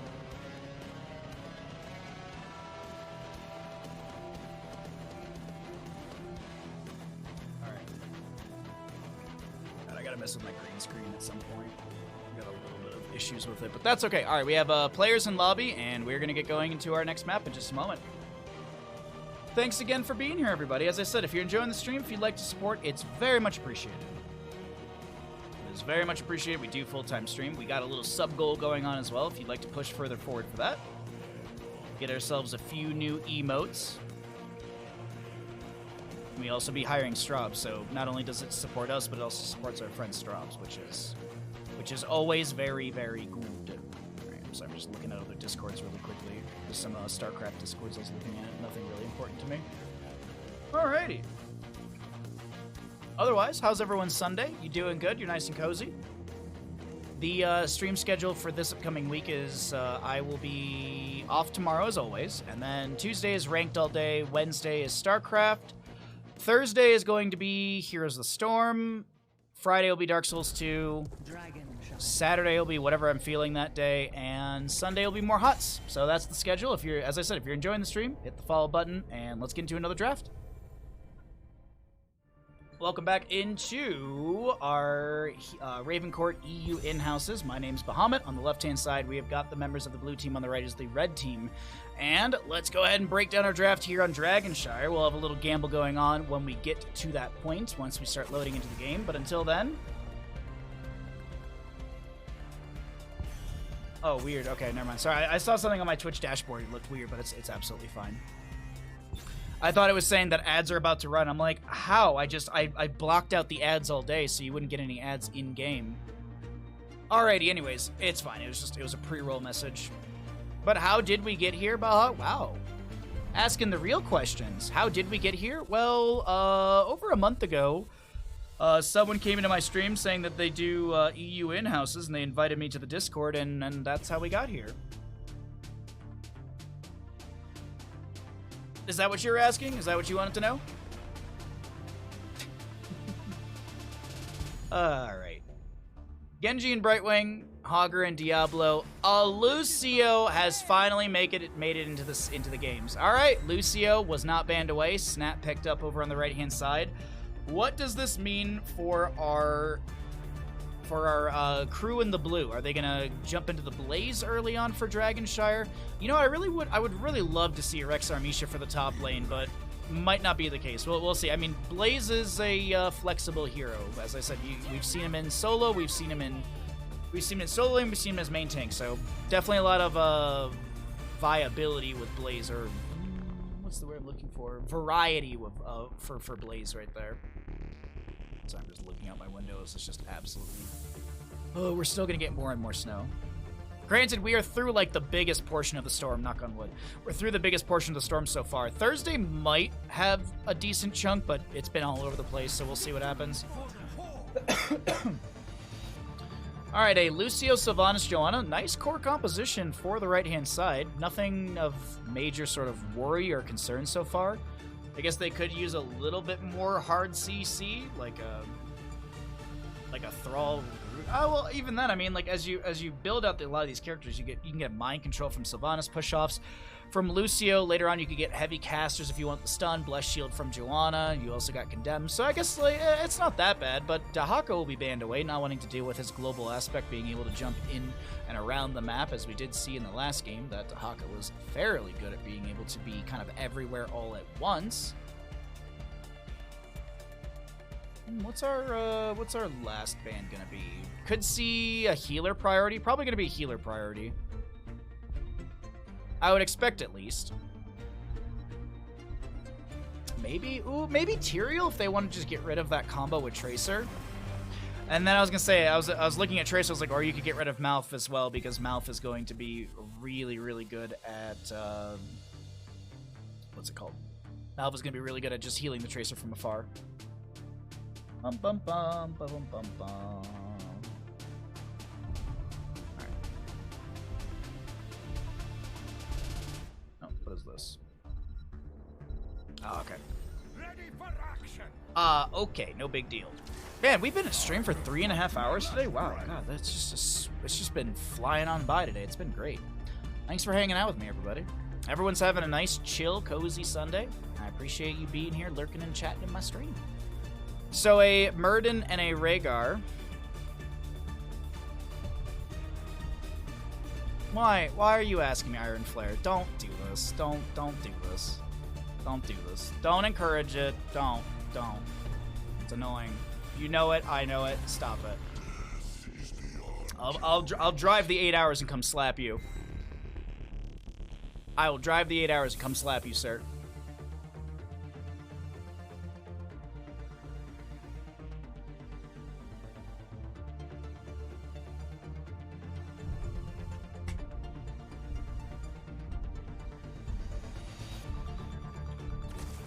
DMs, Iron Flare, DMs.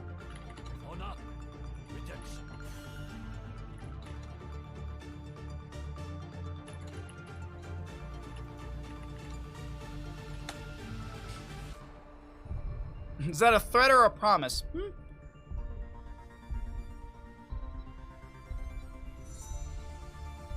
Alrighty, alright, my apologies. I was messaging Iron Flare. Let me... Oh, we don't have actually a Dragon Shire. This is the first Dragon Shire of the day. Alright, let's go ahead and get into the game. Let's go ahead and get into the game.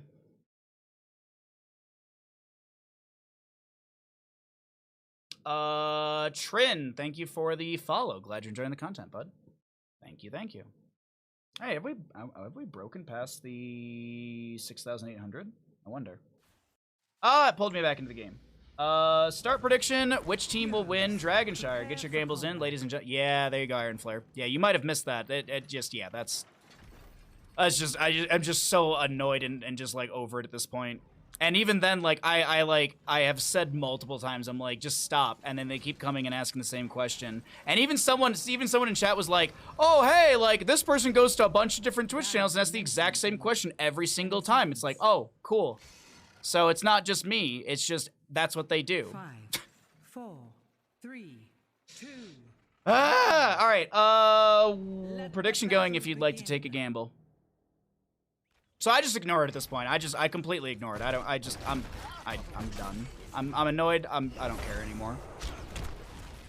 By jet propulsion right into the face of Lucio, and he goes down. All right, if you have a gamble, go ahead and get it in right there. That might be everything you need to know for the prediction. By the way, there are no odds. There's no one believes in the blue team, which is extremely sad.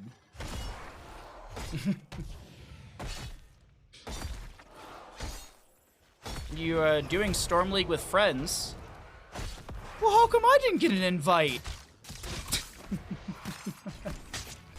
Sylvanas is gonna get caught in the rotation. Does Murden have a Stormbolt? Does Tracer have the sustain chase? No.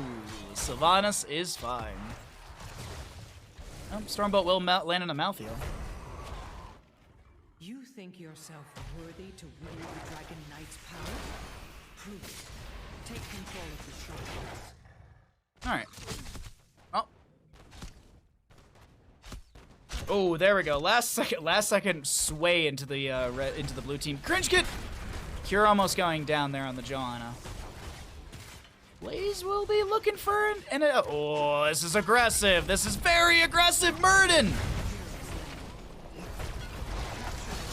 A singular strike. Youch. Oh boy, youch! Ooh, Concussion Mine does push back the Muradin. Does he have a Dwarf Toss to get back in? He stays out for a few seconds because of the third win. Malthael will be taken out by the Hanzo. The camp won't be stolen, but still, we're looking at 3-0 in kills. Granted, no, 3-0 in kills, and the experience is just fine. I was wondering if because of all the diving that they've done, will our red team be a little bit behind, or will our blue team be a little bit behind in experience, but not the case whatsoever. Gaff is going to get chased out right here.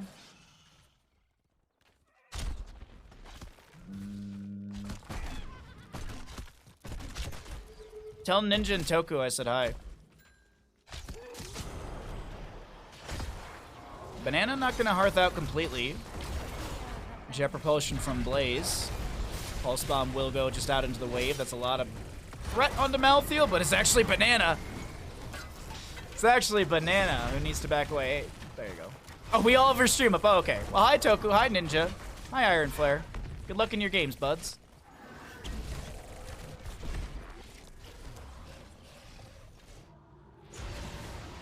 I hope you hope you get to climb a little bit today, so that way you can fall with me on Thursday or Tuesday. I hope you build up some Storm League points to lose with me on Tuesday. Pyromania from the Blaze will be utilized as Lim backs away on the Tracer. We will see the Thunderburn for the Muradin, so I'm wondering if we'll see Healing Static later on. So usually synergized together. This is looking like a pretty tanky build for Uki. And I have not forgotten, we will get into comms for one of these teams. We just need to kind of see like a good moment to really see it. Maybe whichever team gets the first Dragonite, maybe that'll be a possibility. Feels like it won't be until level 10 for Dragonite. There's a lot of damage onto the Sylvanas, and she's not able to get the Haunting Wave out. Not able to get out right there. Lucio gets the channel on bottom. Malthael still holding top against Gaff, but Stark does back away. I've had some interested weekend hot smoke these past couple days. Oh, interesting, I'm assuming? I mean, I had yeah. Yesterday was just like, all right, you know what? I played 3 games. I really wanted to play like anywhere, like about 6 Storm League games, and then I was going to do viewer games yesterday, but my internet the power being all wonky yesterday, I was like, you know what? Let's play it safe, and if I DC, yeah. Oh, the stress of some of my teammates sometimes. Boombox for the Lucio down to the ground. Joanna's got the Subdue slow, but the Dwarf Toss out. A-okay. Skullcracker level 7. Sylvanas pops the Black Arrow. She's going to be looking to really put some pressure in right here. Condemn. Malthael trying to step in as well. Gets a mark onto the Tracer. Pulse Bomb as well. Push off from the Lucio, and the engagement will be over. Actually, no, it's not. It's not. It's not. Channel in the mid. It's available for a red team.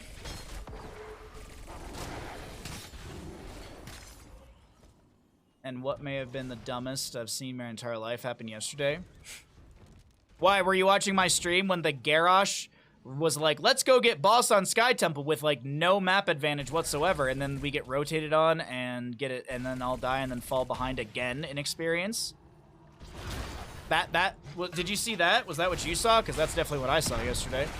Double shield glare from the Joanna gets the delay onto the Dragonite, and Lucio gets one more as well. Banana gonna try and get the channel here. Lucio with the boombox, and that's Banana on the Dragonite. Let's jump into their comms.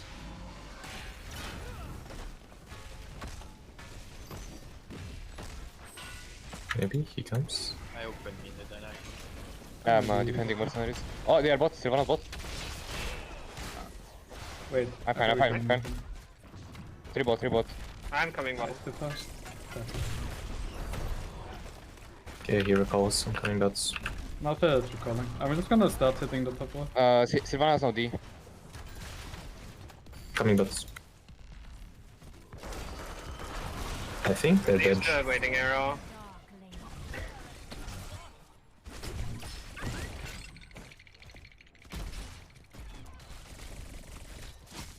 We're defending mercenaries.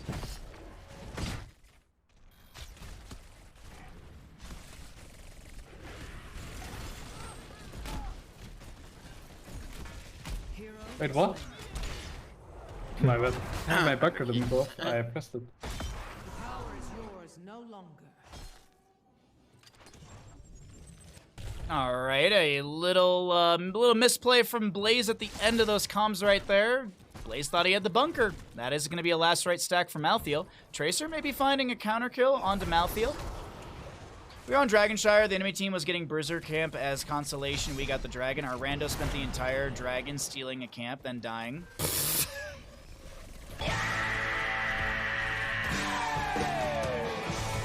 Lucio being chased out here by the Tracer will be able to find the kill. A very low Malthael tries to back away from Murden. Here comes Tracer with a sustained damage pulse bomb. And a Tracer will fall here. Not a last right stack for Malthael, still in 11 seconds. But, hey, you know what? 2 for 1. At least you're trading in some sort of value for your team. Cure needing to get out will be able to back away. Banana not going to wolf run in and bite him on the butt. Nice Concussion Mine pulls the Siege Giants up for a little faster clear, but the Murden will help clear out the 2 towers, and the Siege continues through the bottom lane. 13 to 12 in our levels. Tracer about to respawn here. Malthael already back as well. Mid lane fork gonna have a wave that needs to be cleared out. You can see the assist ping. Hold on, Blaze gonna be finding Cure in the rotation. Cure on the Johanna trying to back away, gets the high five from Lucio, and yes, they are able to get out just fine. Beloved is gone, but his power remains. Control the Stormbolt, Jet Propulsion, great damage. Absolutely fantastic play as the Tracer goes down to, oh, excuse me, it's Sylvanas. I misread the icon. Sylvanas finds the kill. She'll go ahead and possess a little bit of the wave to push things up. Meanwhile, in bottom lane, that's an arrow that's going to be high-fived away. My husband is dead. Yes.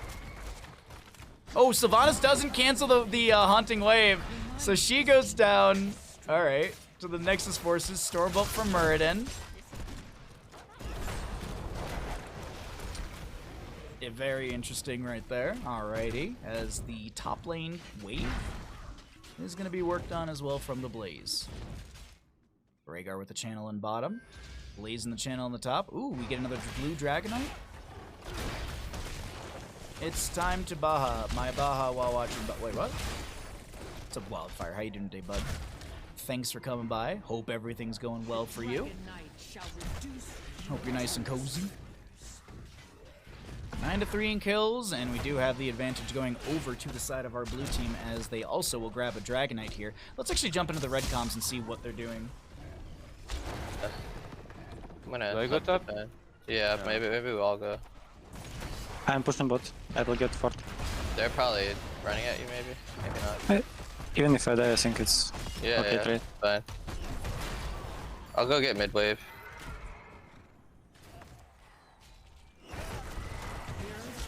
It's not too bad. DK is not doing anything. Oh, you. No arrow, Hanzo.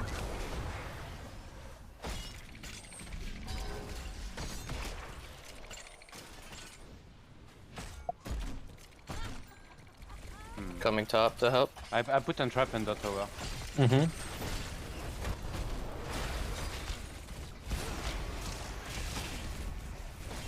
Jump. I think we can get Tracer. She's They're gonna die. And no arrow, Hanzo. I'm almost clear the wave first. Wait.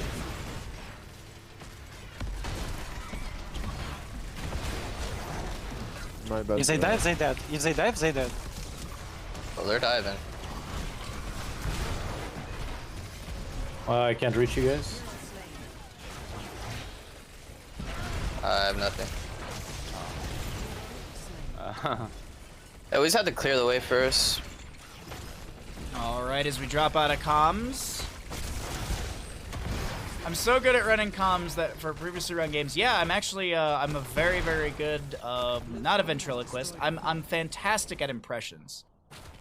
I'm the #1 for impressions. That's why you should subscribe today.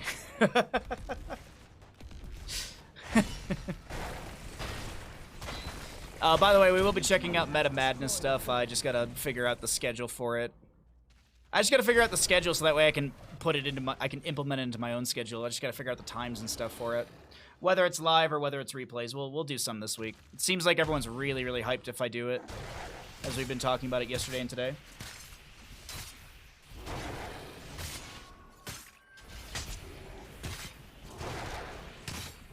make sure I'm not in comms, as I'm just that was my biggest fear. Like I mute my mic so I'm not going to be talking, but it was just like my biggest fear is that I jump into comms and I'm still just casting and chilling in there. But that wouldn't be the case since we would hear the audio of the players. And 14-3 in our kills. Top lane is a camp, bottom lane is a double camp. Things are looking really good for our blue squad on Dragonshire. Map number 7? Yeah, this is the 7th map of the day.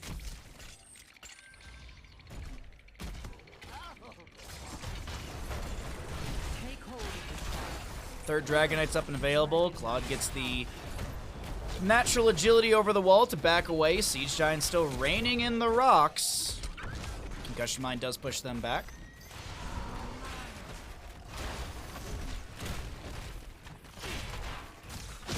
More scatter out from the Sylvanas, but look at this Blaze. Blaze is going to go mid and grab the Dragon Knight. I think this might be keep off the Dragon Knight.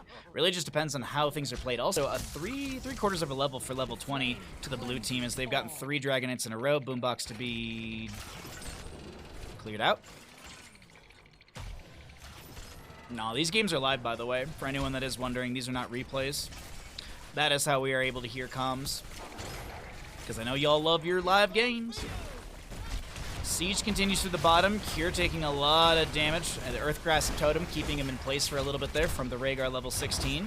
As I mentioned, 20 almost here. This keep will push into that 20 talent tier area for our blue... Excuse me, for our blue side. Kick on to Cure. Stormbolt from Ucky does get a little bit of value. An arrow from Hanzo does get a stun as well. Lucio goes down. Pulse Bomb onto Sylvana. She's able to get the Haunting Wave out. Tracer wants the blink forward and gets the kill. It's looking like a triple kill for the members of our blue team, and that will be Lim able to cancel out the Hearth of Cure. Ucky's going to be starting to work on the keep in the bottom lane, and ladies and gentlemen, I do think this is going to be map number 7 over to the side of our blue team. Pretty dominant in the end portion of this game. I mean, they haven't even lost a full structure if you look at the mini-map, but overall it is going to be our blue victory. GG, well played here in the Ravencourt EU in-houses.